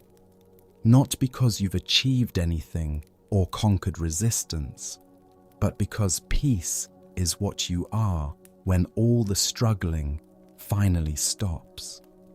Rest now in this remembrance. Let the night hold you with the same gentleness you've learned to offer your own experience. Let sleep come as naturally as breath, as effortlessly as the beating of your heart. You don't have to resist anything, not even resistance itself. You can simply allow this moment to be exactly as it is, and in that allowing, discover the freedom that has been waiting for you all along. Not in some distant future, but here, now, in this very breath, this very heartbeat, this very moment of coming home to yourself. The path of living without resistance is not a destination you arrive at once and inhabit forever. It's a way of walking that you choose with each step, a way of breathing that you remember with each breath, a way of being that you return to again and again. And each return is complete in itself. Each moment of non-resistance is perfect as it is.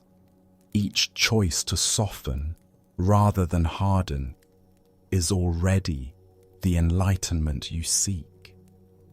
There is nowhere else to go, nothing else to become, nothing else to achieve. There is only this breath, this heartbeat, this moment of profound, healing rest in what has always been true. You are life itself, flowing perfectly, without resistance, without struggle, without end. As you rest more deeply in the natural ease of non-resistance, something subtle begins to reveal itself. In the spaces between thoughts, in the quiet moments when you're not trying to fill the silence with activity or analysis, there's something present that has no name, no form, no agenda. The Zen masters called this emptiness, not the emptiness of a vacant room, but the pregnant emptiness of infinite possibility. This emptiness is not nothing. It's the fullness that appears when you stop cramming every moment with mental content. It's what remains when you cease the constant commentary that usually fills your inner space.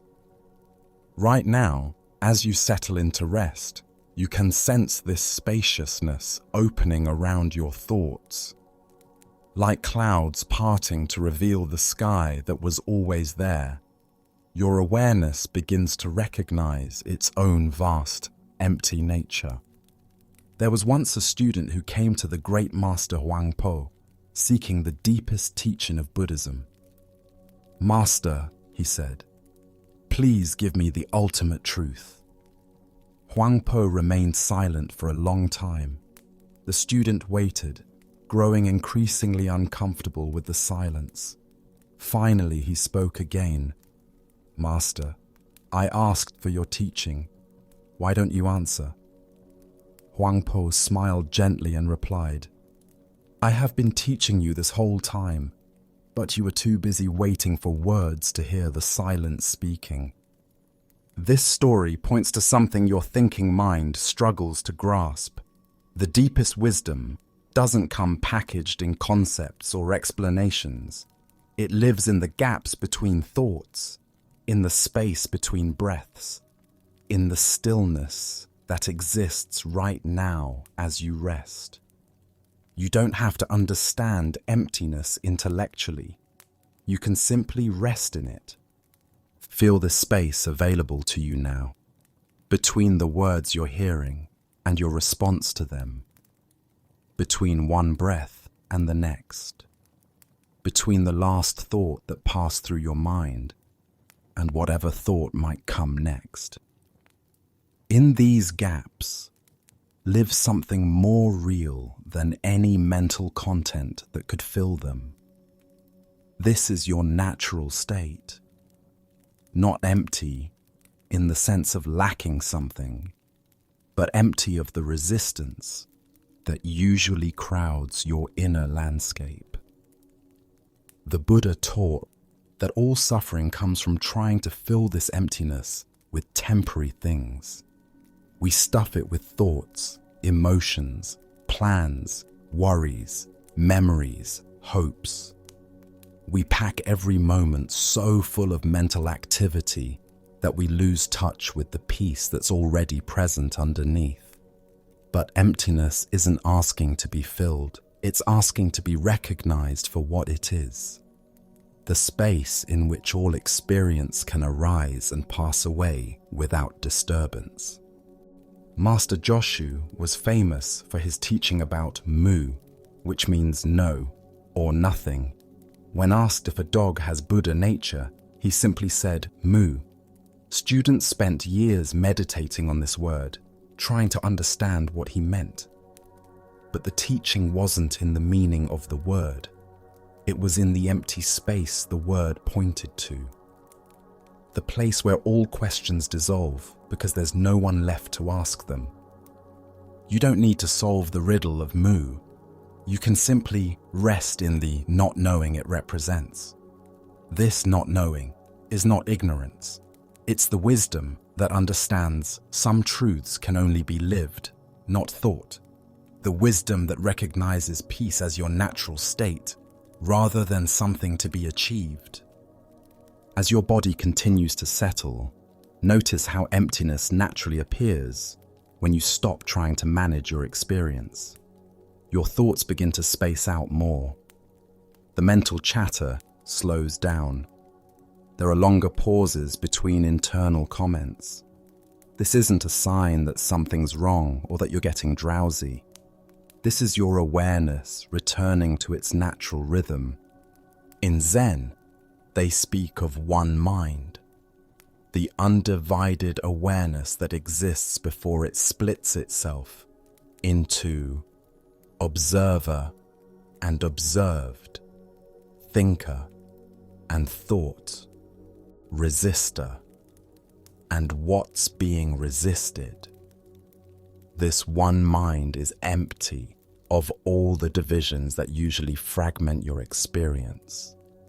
It doesn't take sides.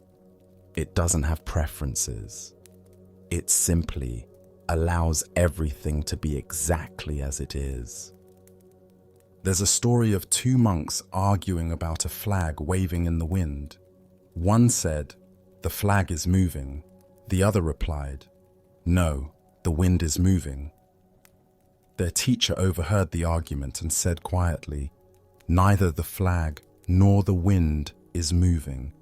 Your mind is moving." This teaching points to the stillness that underlies all apparent motion, the emptiness that remains unchanged while everything else flows and changes. Your mind right now might be like those arguing monks, caught up in mental movement, in the back and forth of thoughts and reactions. But you can step out of this mental movement anytime you choose, not by stopping thoughts, but by recognizing the stillness in which thoughts appear, not by controlling the wind, but by finding the place in yourself that's never disturbed by any mental weather. This empty awareness is what you truly are, not the thoughts that come and go, not the emotions that rise and fall, not the sensations that appear and disappear. You are the space in which all of these experiences happen, and this space is never touched by what passes through it. The sky isn't made wet by rain clouds. Your awareness isn't made anxious by anxious thoughts. Master Linji taught his students to find the person of no rank, the self that exists before all identities, all roles, all descriptions. This person has no resume, no history, no story to maintain. This person is empty of all the content that usually defines someone. Yet this person is more real than any identity could ever be. This is who you are when you stop trying to be someone in particular. Feel this quality of empty presence available right now. You don't have to be anyone special to access it. You don't have to maintain any particular state or achieve any specific insight. You simply rest in what's here when you stop adding mental commentary to your experience. This is perhaps the most profound teaching of all, that what you're seeking is not something extra to add to yourself, but something to recognize as already present.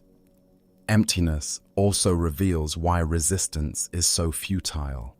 What is there to resist when you realize you're not separate from what you thought you were fighting against? Your anger, your sadness, your confusion, they're all arising in the same empty space as your peace and joy. They're all made of the same basic awareness. When you recognize this, the whole drama of resistance collapses. There's nothing to push away because there's no solid boundary between self and other, inside and outside. There was a master who was known for his unusual teaching methods. Students would come asking deep philosophical questions, and he would respond by pointing at flowers, or laughing, or sometimes just sitting in silence. One persistent student demanded, "Master, I've been asking you about the meaning of existence for months, and you never give me a straight answer." The master picked up his teacup, poured the tea onto the ground, and held up the empty cup. "Now," he said, "what is the meaning of this cup?" The student started to answer, but the master continued. "When it was full, you called it a teacup. Now that it's empty, what do you call it?" The usefulness wasn't in the tea or in the ceramic. It was in the empty space that could hold anything. This story illustrates the practical wisdom of emptiness. Your value doesn't come from what you contain, your thoughts, achievements, knowledge, experiences. Your value is in your capacity to hold all of life's experiences without being defined by any of them. Like the empty cup, you're most useful when you're not already full of preconceptions about how things should be. As you rest deeper into this understanding, you might notice a profound relaxation that has nothing to do with your body getting more comfortable. It's the relaxation that comes when you stop carrying the burden of being someone in particular. The relief of not having to maintain a consistent self-image. The peace of not having to defend or promote any identity. This doesn't make you disappear or become a blank slate. Personality still functions. Preferences still arise. Choices still get made. But they arise from emptiness rather than from a solid sense of self that needs protection and validation. They flow more naturally, more appropriately, with less attachment to outcome and less fear of making mistakes. The great Master Dogen wrote about just sitting, zazen that has no goal, no technique, no achievement to reach. Just the pure activity of sitting, empty of agenda. This pointing toward goalless practice reveals something essential about emptiness. It's not something you cultivate or develop. It's what you are when you stop cultivating and developing. It's what remains when all effort ceases. You can practice this same goalless awareness right now as you rest. Not trying to fall asleep. Not trying to stay awake, not trying to have insights, not trying to stop thoughts, just resting in the empty awareness that needs nothing from this moment except what's already here. This is perhaps the most profound form of non-resistance, not resisting even your own spiritual seeking. In this empty space, you begin to understand what the Zen masters meant when they spoke of ordinary mind. Not a special state of consciousness, but the simple awareness that's present right now without any modification or improvement. The mind that sees without agenda, hears without judgment, feels without resistance. This ordinary mind is extraordinary only because it's so rare for people to recognize it as their natural state. There's a famous exchange between two Zen masters.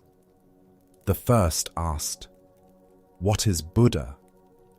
The second replied, 3 pounds of flax." The first master was pointing to the tendency to make enlightenment into something special, something other than ordinary experience. The second master was pointing to the sacred nature of everything, even something as mundane as 3 pounds of flax. Buddha nature isn't hidden in some special experience. It's present in the most ordinary moments, when awareness rests empty of expectations about what spiritual experience should look like. This ordinariness of emptiness is deeply restful. You don't have to work to maintain it or worry about losing it. It's not a state that comes and goes based on your spiritual performance. It's the constant background of all experience, as present when you're confused as when you're clear, as available when you're agitated as when you're calm. Feel this constancy now, beneath whatever thoughts are present, beneath whatever physical sensations are arising, beneath whatever emotions might be flowing. There's something unchanged, unmoving, untroubled. This is your refuge, not because you retreat to it, but because you recognize you've never actually left it. All your struggles have been happening within this peaceful emptiness, like waves on the surface of a deep, still lake. Master Bankei taught about the unborn Buddha mind, the awareness that was never born and can never die. This unborn awareness is what you are beneath all your personal history, beneath all your psychological patterns, beneath all your spiritual seeking. It's empty of all content, yet somehow more intimate than anything you could think or feel. It's what's looking through your eyes right now, what's hearing these words, what's aware of being aware. As your body continues to release into rest, let this recognition settle deeper than thought. You don't have to understand emptiness or figure out how to live from it. You can simply let yourself be held by the vast, gentle space that you are. Let your worries, your plans, your sense of identity soften into this emptiness, like sugar dissolving in water. This is the ultimate teaching about non-resistance, that there's nothing to resist because there's no solid self to do the resisting. There's just this open, aware emptiness in which resistance and non-resistance appear as passing experiences. And in recognizing yourself as this emptiness, you find a peace that was never disturbed by any of the storms you thought were threatening you. The ancient Heart Sutra says, "Form is emptiness, emptiness is form." This means that everything you experience, thoughts, emotions, sensations, the world around you, is not separate from this empty awareness. The emptiness isn't somewhere else, waiting for you to find it. It's the very nature of what you're experiencing right now. When you see this clearly, the whole project of spiritual seeking completes itself. There's nothing to attain because you're already what you were looking for. Rest now in this completion. Let the night sky teach you about the kind of emptiness that contains all the stars. Let the silence between sounds teach you about the awareness that hears all noise. Let your own breath teach you about the space that allows both inhalation and exhalation without being limited by either. You are this space. You are this silence. You are this emptiness that's somehow full of infinite possibility. Not as a belief or concept, but as the lived reality that becomes obvious when you stop looking for yourself in the wrong places.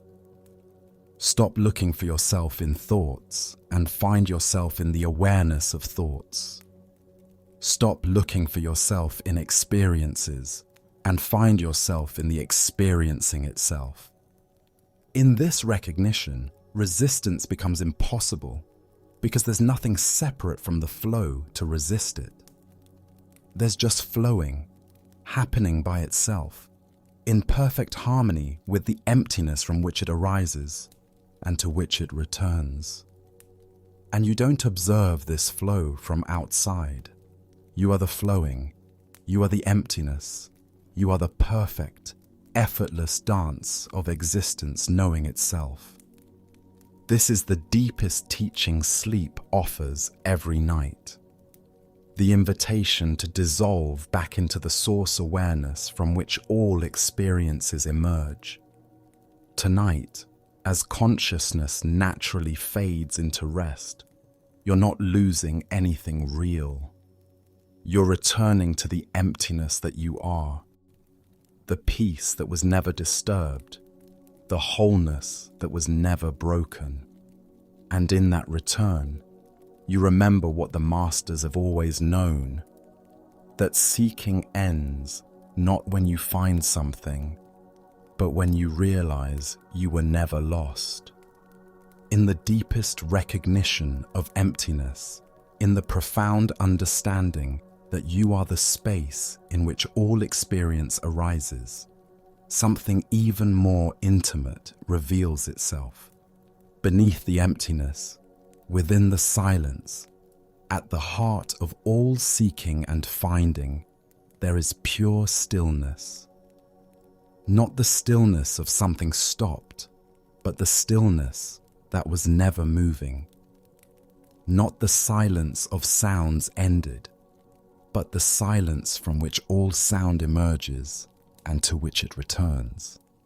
This is your ultimate home, not a place you go to, but what you are when all traveling stops, not a state you achieve, but what remains when all achieving ceases. You are returning to this stillness now, as your body settles and your mind grows quiet. This isn't preparation for sleep. This is remembering what you never actually left. The ancient masters spoke of this as the gateless gate, the paradox of arriving somewhere you've always been. There's nothing to enter because you're already inside. There's nothing to find because you are what was never lost. Tonight, as consciousness naturally dims and releases, you're not going anywhere. You're simply recognizing where you've always been. There was once a student who traveled for years seeking the perfect teacher. He visited monastery after monastery, learning meditation techniques, studying scriptures, practicing countless methods. Finally, exhausted and discouraged, he sat down by a quiet stream to rest. As he listened to the water flowing over stones, something clicked. He realized he had been carrying his destination with him all along. The peace he sought wasn't in any external place or practice. It was in the very awareness that had been seeking it. You too have been carrying your destination with you through this entire journey. Every teaching you've heard, every story that resonated, every moment of understanding, they weren't adding something new to you. They were helping you recognize what was already complete. The stillness you're touching now isn't different from the stillness that was present when you first began listening. It's the same unchanging awareness, simply more clearly seen. Night is humanity's greatest teacher of stillness. Every evening, the world naturally settles into quiet. The busy activity of day gives way to rest. The constant doing dissolves into being. Your body knows this rhythm intimately. Your cells understand the wisdom of cycles. Your nervous system is already preparing for the deep restoration that comes when you stop resisting the natural pull toward rest. Feel how willingly your body wants to let go. Your muscles don't fight the bed support. Your bones don't resist gravity's gentle pull. Your breath doesn't argue with the night air. There's an intelligence at work here that's far older and wiser than your thinking mind. The same intelligence that moves the tides and turns the seasons is moving through you right now, inviting you deeper into the stillness that sustains all life. Master Dogen wrote about Buddha nature as the inherent awakeness that's present in all beings. He said this: nature doesn't come and go based on our spiritual practice or understanding. It's constant, like the wetness of water or the heat of fire. Your true nature is stillness itself, not something you have, but what you are. And like water that's always wet, whether it's moving or still, you are always this awareness, whether your mind is active or quiet. There's a story of an old woman who lived alone in a small mountain hut. Travelers would sometimes stop by, seeking shelter for the night. She never spoke much, just offered tea and a place by the fire. But people left feeling deeply rested, as if they had touched something essential. When asked about her secret, she simply said, "I gave up trying to be helpful. Now I just am what I am. Sometimes that's enough." This old woman understood something profound about stillness. It's not something you do or create or maintain. It's what you are when you stop trying to be anything else. When you cease the exhausting project of self-improvement and simply rest in your natural state. This isn't laziness or giving up. This is the deepest intelligence, recognizing that what you've been seeking is what you already are. Your breath is teaching you this lesson right now. Each inhalation arises from stillness. Each exhalation returns to stillness. The pause between breaths is not emptiness waiting to be filled. It's completeness that needs nothing added. In this pause, in this moment of natural stillness between movements, your true nature is most obvious, not hidden or distant, but intimately present. The great Zen master Huangpo taught that seeking Buddha nature is like looking for an ox while riding on one. You exhaust yourself searching for what's carrying you. You strain your eyes, looking for what's behind them seeing. Right now, as you hear these words, what is it that's listening? As you feel your body against the bed, what is it that's aware of feeling? This aware presence isn't something you possess. It's what you are. This presence has been with you through every experience of your life. It was there in childhood wonder and adult worry. It witnessed your happiest moments and your deepest sorrows. It observed your successes and failures with the same unchanging clarity. This witnessing awareness is the stillness that's never been disturbed by any of life's storms. It's what remains constant while everything else flows and changes. Night sky teaches this same lesson. The darkness isn't the absence of light. It's the space that holds all light. Stars shine not because they fight against darkness, but because they rest in it. They find their brightness not by resisting the night, but by being themselves within it. You too can let your awareness shine naturally within the darkness of not knowing, of uncertainty, of the vast mystery of existence. There was a master who never gave formal teachings. Students would gather hoping for profound Dharma talks, but he would just go about his daily activities, sweeping, gardening, preparing simple meals. Years passed. Finally, a frustrated student demanded, "Master, when will you teach us?" The master paused in his sweeping and said quietly, "What do you think I've been doing? Every movement from stillness is teaching. Every return to stillness is learning. You've been trying to hear words when the whole body-mind is already speaking." This master understood that stillness isn't separate from activity. True stillness isn't the opposite of movement. It's the aware presence that remains unchanged, whether the body is moving or still, whether the mind is busy or quiet, whether life is turbulent or peaceful. This is the stillness you're resting in now. Not the stillness of a corpse, but the alive, aware stillness of consciousness itself. As you settle deeper into rest, you might notice thoughts becoming more spaced out.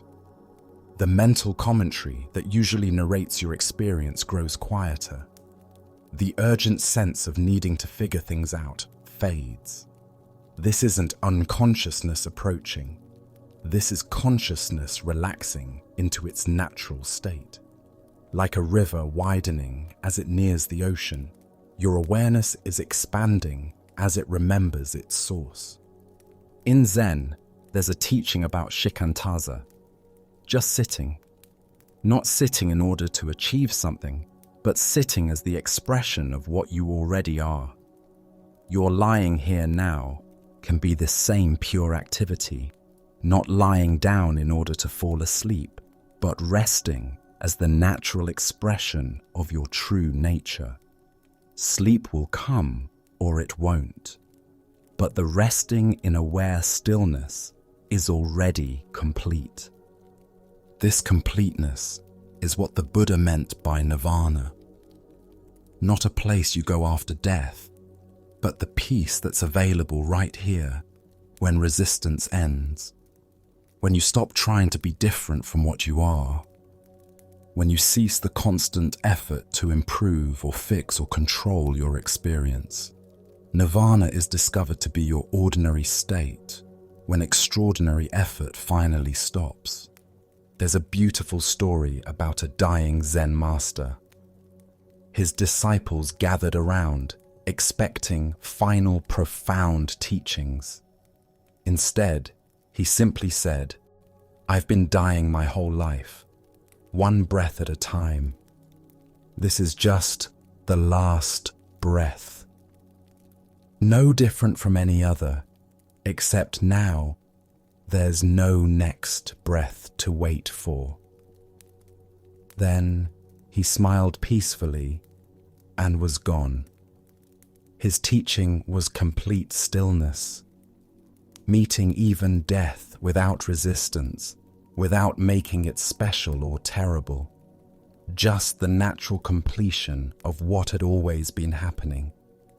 You practice this same dying every night as you fall asleep. Each day's identity dies away. Each day's concerns release their grip. Each day's sense of urgency fades into irrelevance. Sleep teaches you that you can let go of everything you think you are and still be perfectly fine. In fact, you're more than fine. You're at peace. The peace that was never actually threatened by any of the day's dramas. This peace isn't personal. It doesn't belong to you like a possession you could lose. You belong to it. You are its temporary expression. Like a wave that rises from the ocean and returns to the ocean, your individual consciousness emerges from this universal stillness and returns to it each night. But the ocean is never diminished by the wave's return. If anything, it's enriched. Master Linji taught his students about the true person of no rank, the self that exists before all titles, all achievements, all identities. This person needs no introduction and leaves no trace. This person is what you are in deep sleep when all the day's roles have been forgotten. Teacher, parent, worker, seeker, all these labels dissolve, and what remains is pure conscious being, not the being of something in particular, but being itself. You are touching this pure being right now, not as a special experience to hold on to, but as the simple fact of existing before you. Dress existence up with stories about who you are and what you need. In this undressed awareness, there's nothing lacking and nothing extra. Just the profound simplicity of being aware that you are. The ancient Upanishads speak of this as Sat Chit Ananda, existence, consciousness, bliss. Not three separate things, but three aspects of the same reality. You exist. You are aware of existing. And there's a natural contentment in this simple fact of aware existence. This contentment doesn't depend on circumstances being pleasant. It's the basic joy of being itself, prior to any judgments about whether being is good or bad. Feel this basic contentment available now, not happiness about something specific, but the simple satisfaction of awareness meeting itself. The quiet joy of consciousness recognizing its own nature. Like coming home after a long, difficult journey, there's relief in remembering what you never actually left. There's rest in recognizing what was never tired. There's peace in touching what was never disturbed. As your body continues its natural preparation for sleep, let this recognition deepen beyond thought. The teachings you've heard tonight aren't concepts to remember. They're pointing to what you are beyond memory, beyond understanding, beyond the need to know anything at all. They're invitations to rest in the stillness that requires no maintenance, no protection, no effort to sustain. There's a final story about a young monk who approached his teacher with one last question. "Master, I've studied all the teachings, practiced all the methods, understood all the principles. What more is there?" The old teacher looked at him with infinite kindness and whispered, "Who is asking?" In that moment, the question and the questioner dissolved together. What remained was just stillness being itself, with no one there to disturb it. This is your invitation now, not to answer any final questions, but to let both questions and questioner dissolve into the stillness that was never disturbed by either. Not to remember anything more, but to rest in what you are before memory begins. Not to achieve any final understanding, but to be what understanding points toward. The night is holding you now with the same tender care it has offered humanity for countless millennia. The darkness wrapping around you is not empty space, but the womb of all existence, the source from which all light emerges, and to which it gratefully returns. You are part of this ancient rhythm, this eternal dance of emergence and return, activity and rest, knowing and unknowing. Let yourself be held completely by this rhythm. Let your breathing synchronize with the quiet pulse of the earth beneath you. Let your heartbeat align with the deeper rhythm that moves the stars in their courses. You are not separate from this vast, intelligent unfolding. You are its momentary self-recognition, its way of knowing itself through your awareness. And in this knowing, all resistance naturally ends. Not through effort or practice, but through recognition. You see that there was never anything to resist, because there was never anyone separate from life to do the resisting. There was just life living itself, awareness knowing itself, stillness being itself through what seemed like separate waves, but was always the same ocean. Rest now in this ocean of stillness. Let consciousness settle into its source like sediment in still water, naturally falling to the bottom. There's nothing to hold on to and nothing to push away.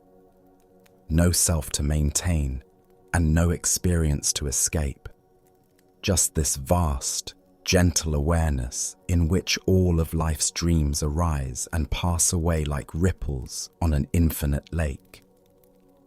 Sleep comes not as unconsciousness, but as the deepest consciousness. Awareness so complete it needs no object, so fulfilled it requires no content, so at peace it welcomes even the absence of experience. You are not losing anything as you drift towards sleep. You are returning to everything you ever were, are, and will be. The stillness receives you now as it has always received you, as it receives all beings when they stop trying to be anything other than what they are. In this receiving, you discover the deepest teaching of all. You were never lost, never broken, never separate from the peace you sought. You were always home in this stillness, always held by this love, always complete in this moment of perfect, effortless being. Rest well in this recognition. Let the night teach you what the day sometimes obscures, that you are not the wave frantically trying to reach the ocean. You are the ocean, temporarily dreaming itself as a wave, now remembering the truth that was never actually forgotten. In this remembering, all seeking ends not in finding, but in being found by what you always already are. Now, let us conclude our journey with some timeless Zen stories. A poor man walks slowly through a dense forest, his shoulders heavy with worry, bills unpaid, relationships strained, dreams deferred. Each step seemed to echo with the weight of his many troubles. The canopy above filtered the sunlight into gentle patterns on the forest floor, but he noticed none of this beauty. His mind churned endlessly through his problems, each thought leading to another worry, another reason why his life felt so difficult. Exhausted from walking and thinking, he stopped to rest against what appeared to be an ordinary tree. Its trunk was wide and welcoming, its bark smooth against his back. As he leaned there, catching his breath, he realized how thirsty he had become. "I wish I had something to drink," he murmured to himself.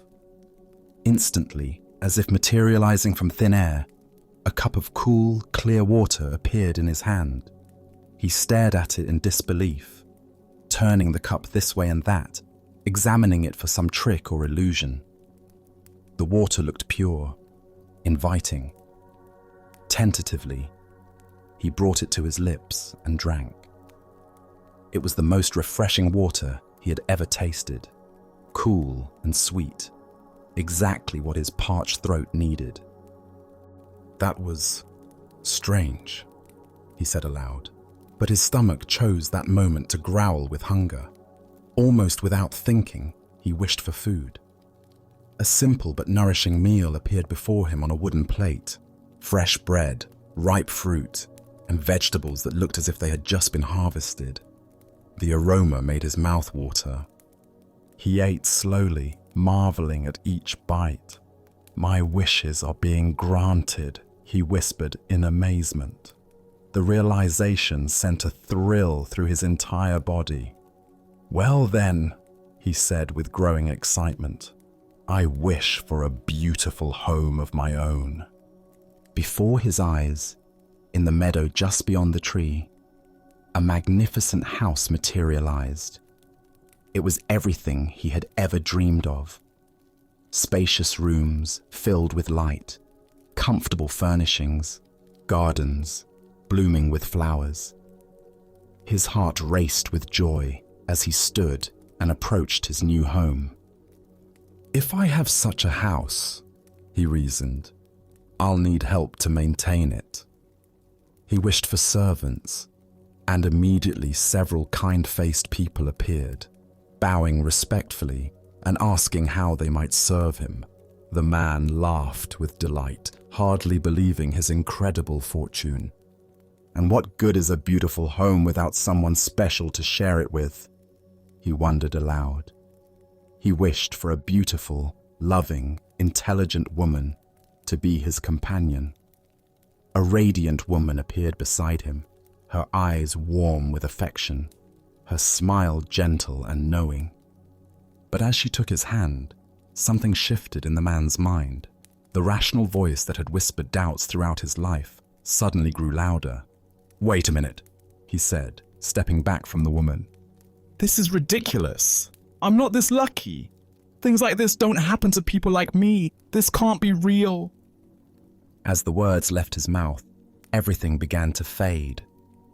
The woman's loving smile dissolved first, then the servants, then the beautiful house, and finally, even the simple meal he had enjoyed. He found himself alone again, leaning against what now seemed like an ordinary tree, with nothing but his original troubles for company. He shook his head knowingly. "I knew it," he muttered, and walked away through the forest, his mind immediately returning to the familiar patterns of worry and complaint that had occupied him before. Buddha's wisdom reminds us, we are what we think. All that we are arises with our thoughts. With our thoughts, we make the world. The heart of this lesson lies in understanding the creative power of belief and the self-sabotaging nature of doubt. Why do we so readily dismiss the good that comes into our lives? Zen Buddhism points to a deeply conditioned pattern in the human mind, the tendency to trust our limitations more than our possibilities. We become so familiar with struggle, so identified with our problems, that abundance feels foreign, even threatening to our sense of self. Consider how often throughout your day you might receive unexpected kindness, notice surprising beauty, or encounter opportunities that could transform your circumstances. How quickly do you dismiss these gifts as coincidence, luck, or too good to be true? This reflexive doubt often causes us to literally walk away from the very blessings we've been seeking. The wishing tree represents the responsive universe that Zen teaches us about, reality that mirrors back our deepest beliefs about what we deserve and what's possible. When we approach life with trust and openness, we often discover resources and opportunities that were always available but previously invisible to us. When we approach with cynicism and self-doubt, these same possibilities seem to vanish. The man in the story had access to everything he needed, but his conditioning told him that someone like him couldn't possibly be worthy of such gifts. His belief in his own limitations became more powerful than the evidence of his senses. This is the tragedy of self-doubt. It causes us to abandon the very solutions to our problems. Zen teacher Suzuki Roshi said, "Each of you is perfect the way you are, and you can use a little improvement." This paradox points to the balance between accepting our inherent worthiness while remaining open to growth. The man under the tree couldn't hold both truths simultaneously, that he was worthy of good things and that positive change was possible in his life. In our modern context, we encounter wishing trees constantly. The colleague who offers genuine friendship, but we assume they have ulterior motives. The job opportunity that seems perfect, but we convince ourselves we're not qualified. The romantic relationship that feels too good to be true, so we sabotage it before it can disappoint us. Each time we choose familiar limitation over unfamiliar possibility, we walk away from our own wishing tree. The Buddha taught, doubt everything, find your own light. But there's a crucial distinction between the doubt that leads to wisdom and the doubt that leads to self-defeat. Wise doubt questions assumptions and seeks truth. Self-defeating doubt assumes the worst about ourselves and our possibilities, then treats these assumptions as facts. Zen practice invites us to notice when we're dismissing good fortune, abundance, or love simply because it doesn't match our habitual story about ourselves. Can we remain open to the possibility that we might be more deserving, more capable, more lovable than our conditioning suggests? Tonight, as you reflect on the day's experiences, can you identify moments when you might have walked away from your own wishing tree? Perhaps a compliment you dismissed, an opportunity you assumed wasn't meant for you, or a moment of joy you cut short because it felt too good to last? What would it mean to trust in your worthiness to receive life's gifts? As the Buddha observed, thousands of candles can be lighted from a single candle, and the life of the candle will not be shortened. Happiness never decreases by being shared. The wishing tree's magic isn't diminished by granting wishes, it's fulfilled by them. And our capacity to receive life's blessings isn't diminished by accepting them, it's expanded. A clever young student had grown tired of his teacher's seemingly wise responses to every question. He was convinced that the old master simply spoke in riddles to appear profound, and he decided to devise a test that would expose what he believed was mere pretense. After thinking for several days, he conceived what he thought was the perfect trap. One morning, the young man caught a small sparrow in the garden. The tiny bird trembled in his cupped hands, its heart beating rapidly against his palms. He held it carefully behind his back as he approached his teacher, who was sitting peacefully in the morning sunlight, reading ancient texts. "Master," the student called out with barely concealed excitement, "I have a question that will test your legendary wisdom." The old teacher looked up from his reading with patient, gentle eyes. He had seen this look of mischievous confidence in many students over the years, and he understood the young man's need to challenge authority as part of his own growth and learning. "Please," the teacher said simply, "ask your question." The student stepped closer, keeping the bird hidden behind his back. "Master, I hold a small bird in my hands. Using your great wisdom, tell me, is this bird alive or dead?" The young man felt incredibly clever. He had created what he believed was an impossible situation for his teacher. If the master answered alive, he would quickly snap the bird's neck and reveal the dead creature, proving the teacher wrong. If the master answered dead, he would simply open his hands and let the living bird fly away, again proving the teacher's lack of true insight. Either way, the student was certain he would expose his teacher's supposed wisdom as nothing more than lucky guessing and philosophical double talk. He waited eagerly for the response that would give him the satisfaction of finally outsmarting the old man. The teacher sat quietly for a long moment, not trying to peer behind the student's back or gather more information.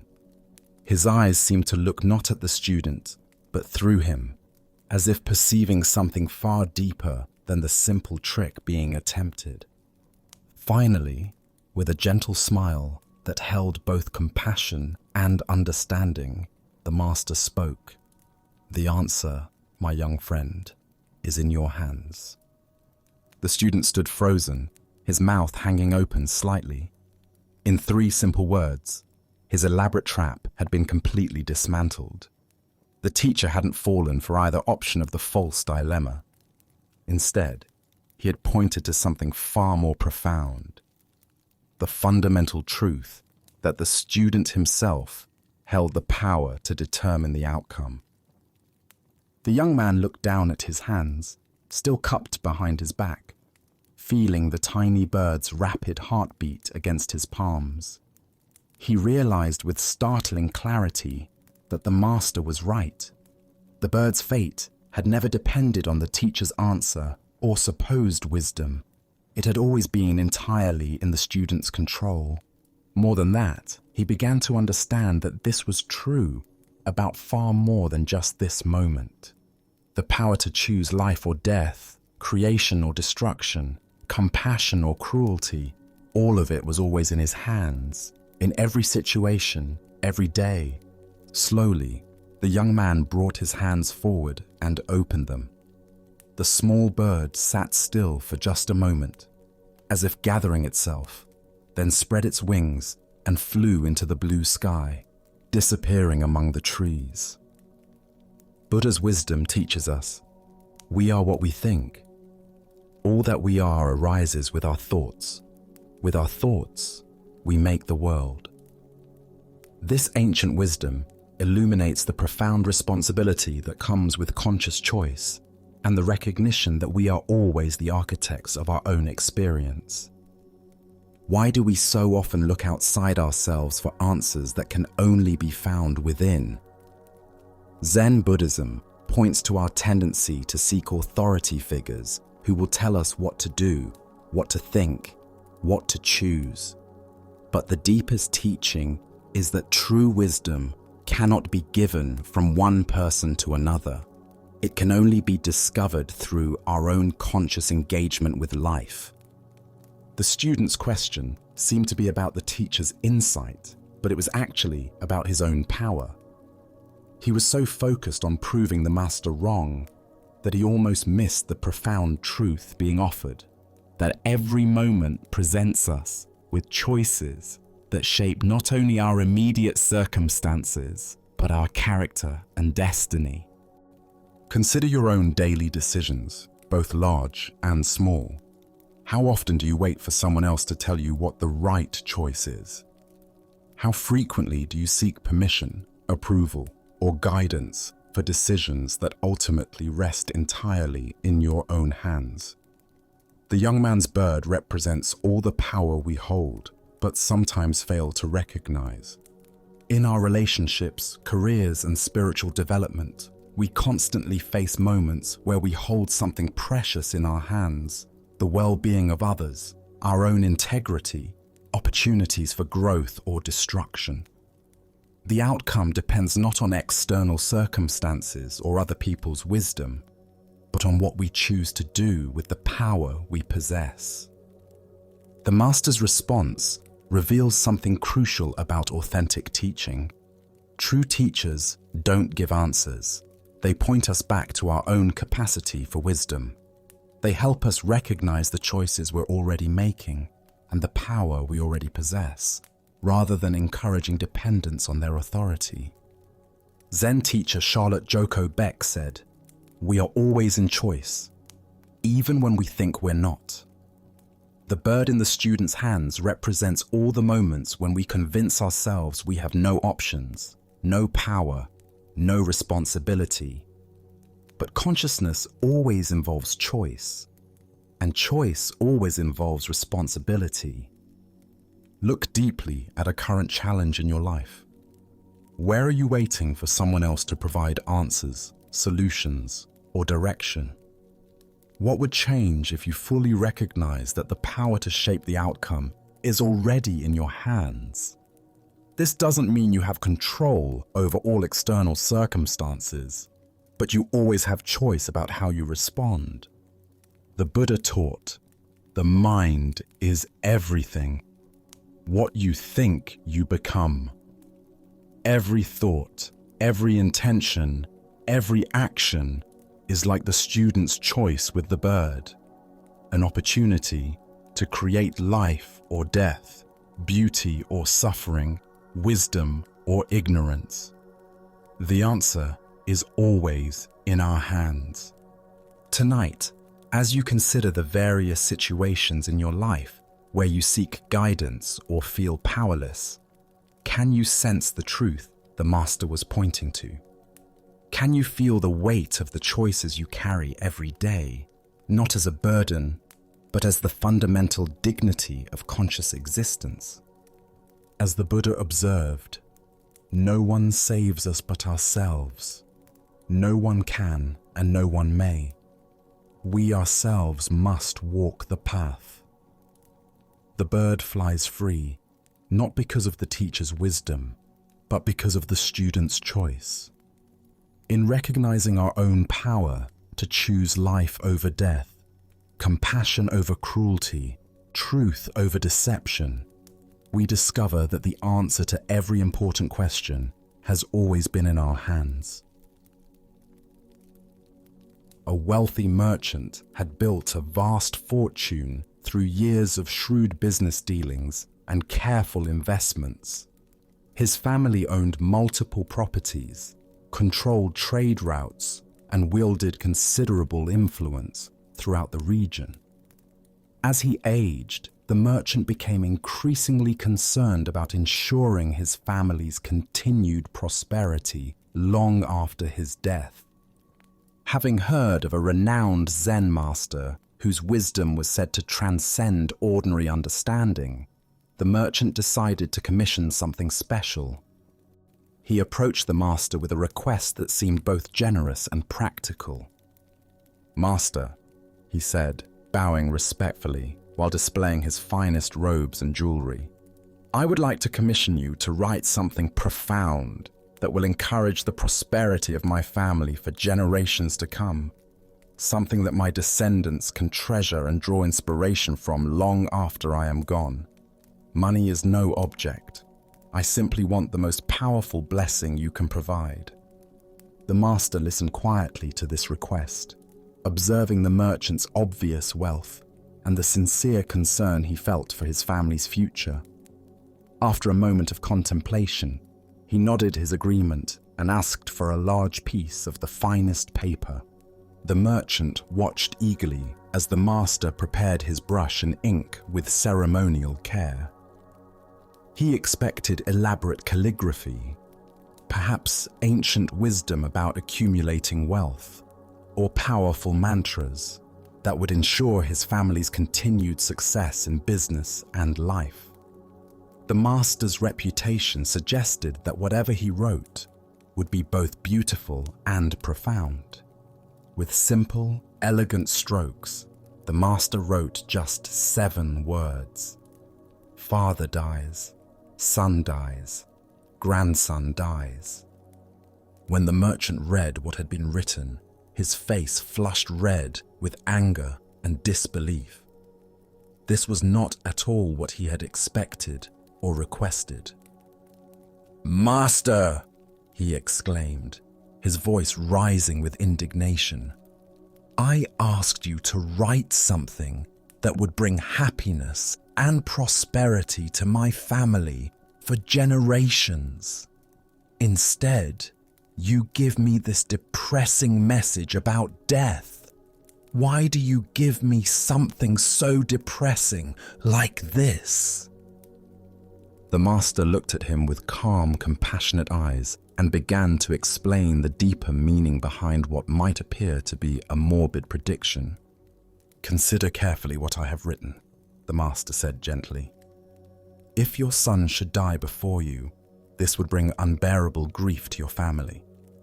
Parents are not meant to outlive their children. Such loss creates a wound that never fully heals. If your grandson should die before your son, this too would bring tremendous sorrow to your family and disrupt the natural flow of life." The merchant began to listen more carefully, sensing there was something deeper in the master's words than he had initially understood. "But if your family continues, generation after generation, with each death occurring in the natural order I have described, this represents the ideal course of life.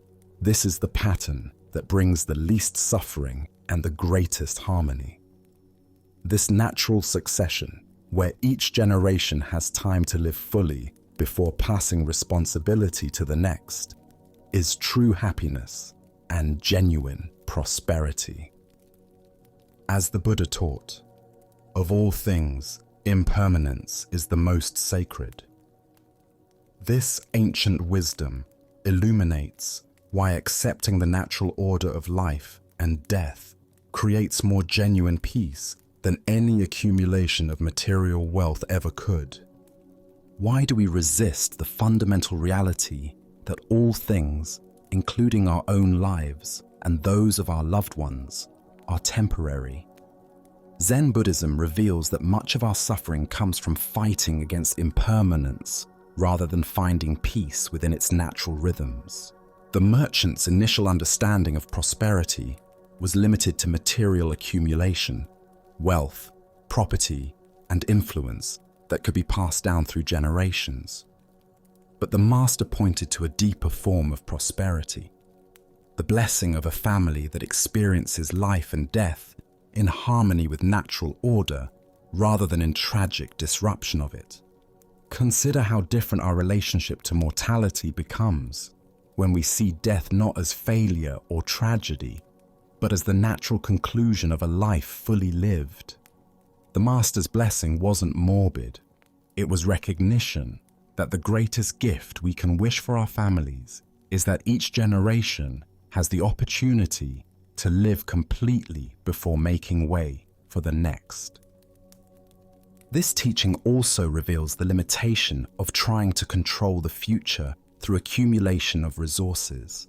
The merchant wanted to ensure his family's prosperity through external means, but the Master suggested that true prosperity comes from accepting life's fundamental conditions rather than attempting to transcend them. In our modern context, we often measure family success by material legacy, the wealth we leave behind, the properties we pass down, the financial security we provide. But how often do we consider the emotional and spiritual legacy of a family that understands and accepts life's natural rhythms? The Buddha said, "All conditioned things are impermanent. Strive on with diligence." This teaching reminds us that even while we work diligently to create good conditions for ourselves and our loved ones, the ultimate prosperity comes from understanding and accepting the temporary nature of all achievements. Look deeply at your own hopes and fears for your family's future. How much energy goes toward trying to control outcomes that are ultimately beyond our control? What would it mean to wish for your loved ones not immunity from life's natural processes, but wisdom and acceptance in meeting them? The Master's blessing contains a profound recognition. The alternative to natural order is not preservation, but tragedy. By wishing for the normal sequence of generational transition, he was wishing for the absence of the premature deaths and disrupted cycles that create the deepest forms of suffering. Tonight, as you consider what you most hope for your family and loved ones, can you remember the Master's wisdom? Can you see that the greatest blessing might not be the avoidance of mortality, but the grace to experience it in harmony with natural order? Buddha's wisdom reminds us, better than 1,000 hollow words is one word that brings peace. The Master's 7 words brought the merchant face to face with the ultimate reality that no amount of wealth can change: our participation in the endless cycle of birth, life, and death that characterizes all existence. True prosperity lies not in escaping this cycle, but in dancing gracefully within it.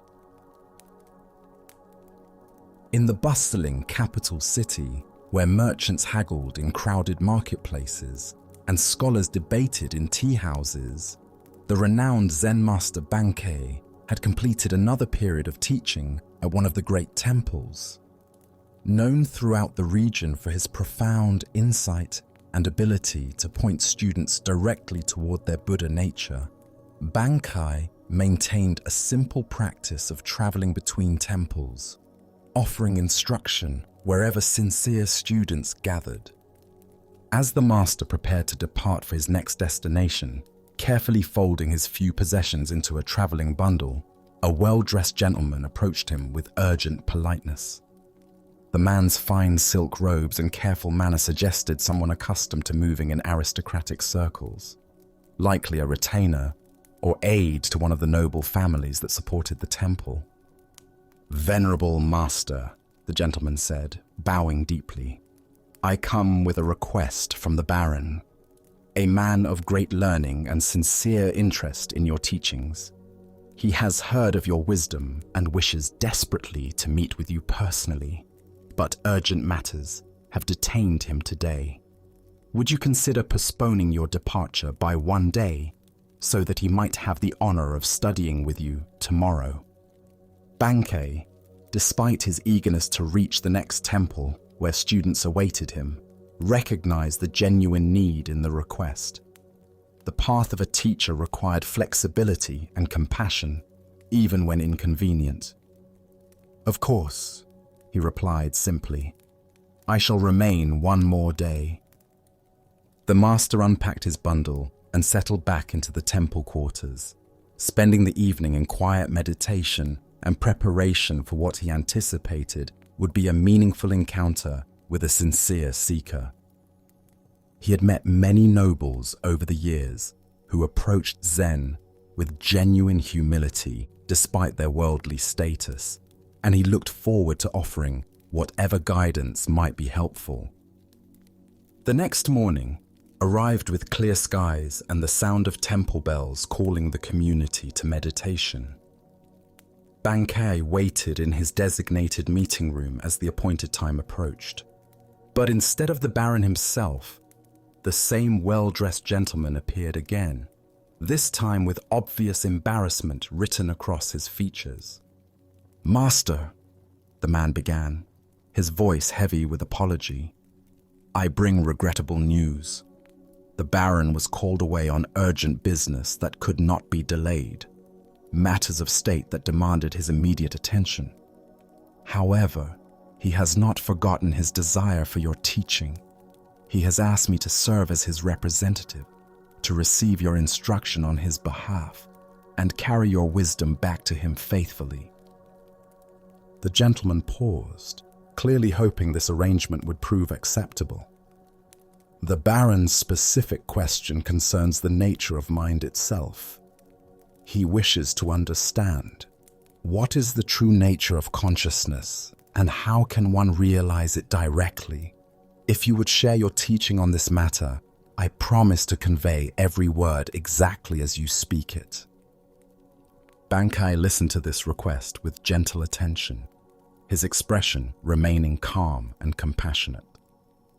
When the gentleman finished speaking, the master sat quietly for a moment, as if considering not just the question, but the entire situation, the absent seeker, the well-intentioned messenger, and the profound impossibility of what was being asked. Finally, Bankei spoke with characteristic simplicity and directness. "This matter of Zen is difficult to convey even through direct question and answer, between teacher and student meeting face to face. It becomes all the more difficult, indeed impossible, to transmit through a messenger, no matter how sincere or capable that messenger might be." Having delivered this response, the master said nothing more. He simply sat in silence, embodying the very teaching he had just articulated. The gentleman waited, perhaps expecting elaboration or alternative suggestions, but none came. Eventually, finding himself speechless and somewhat confused, the gentleman bowed politely and withdrew from the temple. The Buddha once said, "Be a lamp unto yourself." This profound truth reveals itself in Bankei's gentle but firm refusal to reduce Zen wisdom to a message that could be carried by proxy. Spiritual awakening cannot be transmitted second-hand because it is not information, but transformation. Why do we often approach spiritual learning as if it were academic knowledge that can be collected and conveyed through intermediaries? Zen Buddhism teaches that awakening is not a concept to be understood, but a reality to be directly experienced. Like the taste of water to someone who is thirsty, it cannot be adequately described. It must be experienced firsthand. The Baron's question about the nature of consciousness reveals our typical approach to spiritual inquiry. We want to understand awareness intellectually, to grasp it conceptually, to possess it as knowledge. But consciousness cannot be made into an object of study because it is the very subject doing the studying. It's like trying to see your own eyes without a mirror. The seeing itself is what you are trying to see. Consider how often throughout your day you might approach spiritual wisdom as information to be collected, rather than truth to be embodied. We read books about meditation instead of meditating. We study descriptions of enlightenment instead of investigating our present experience. We seek answers about the nature of mind instead of directly examining what we call mind right now. Zen Master Dogen taught, "To study the Buddha way is to study the self. To study the self is to forget the self." This paradox points to the heart of why spiritual transmission requires direct engagement. The self that wants to understand Buddhism intellectually is the very construction that must be seen through. This seeing through happens not through accumulating knowledge, but through intimate investigation of immediate experience. The messenger in the story represents our own tendency to approach awakening indirectly. We want to understand consciousness from a safe distance, maintaining the illusion that we are separate observers studying an object called awareness. But awareness is what we are, not what we have. It cannot be possessed, understood, or transmitted because we are expressions of it. Bankei's silence after his brief explanation was itself a teaching. In Zen, silence often conveys what words cannot. The gaps between thoughts, the space between breaths, the awareness in which all experiences arise. These cannot be captured in language, but can be directly recognized when we stop trying to grasp them conceptually. This doesn't mean spiritual teaching is impossible or that teachers serve no purpose. Rather, it means that authentic teaching points students toward their own direct experience, rather than providing second-hand descriptions of someone else's realization. The teacher's role is not to deliver enlightenment, but to create conditions where students might recognize what they already are.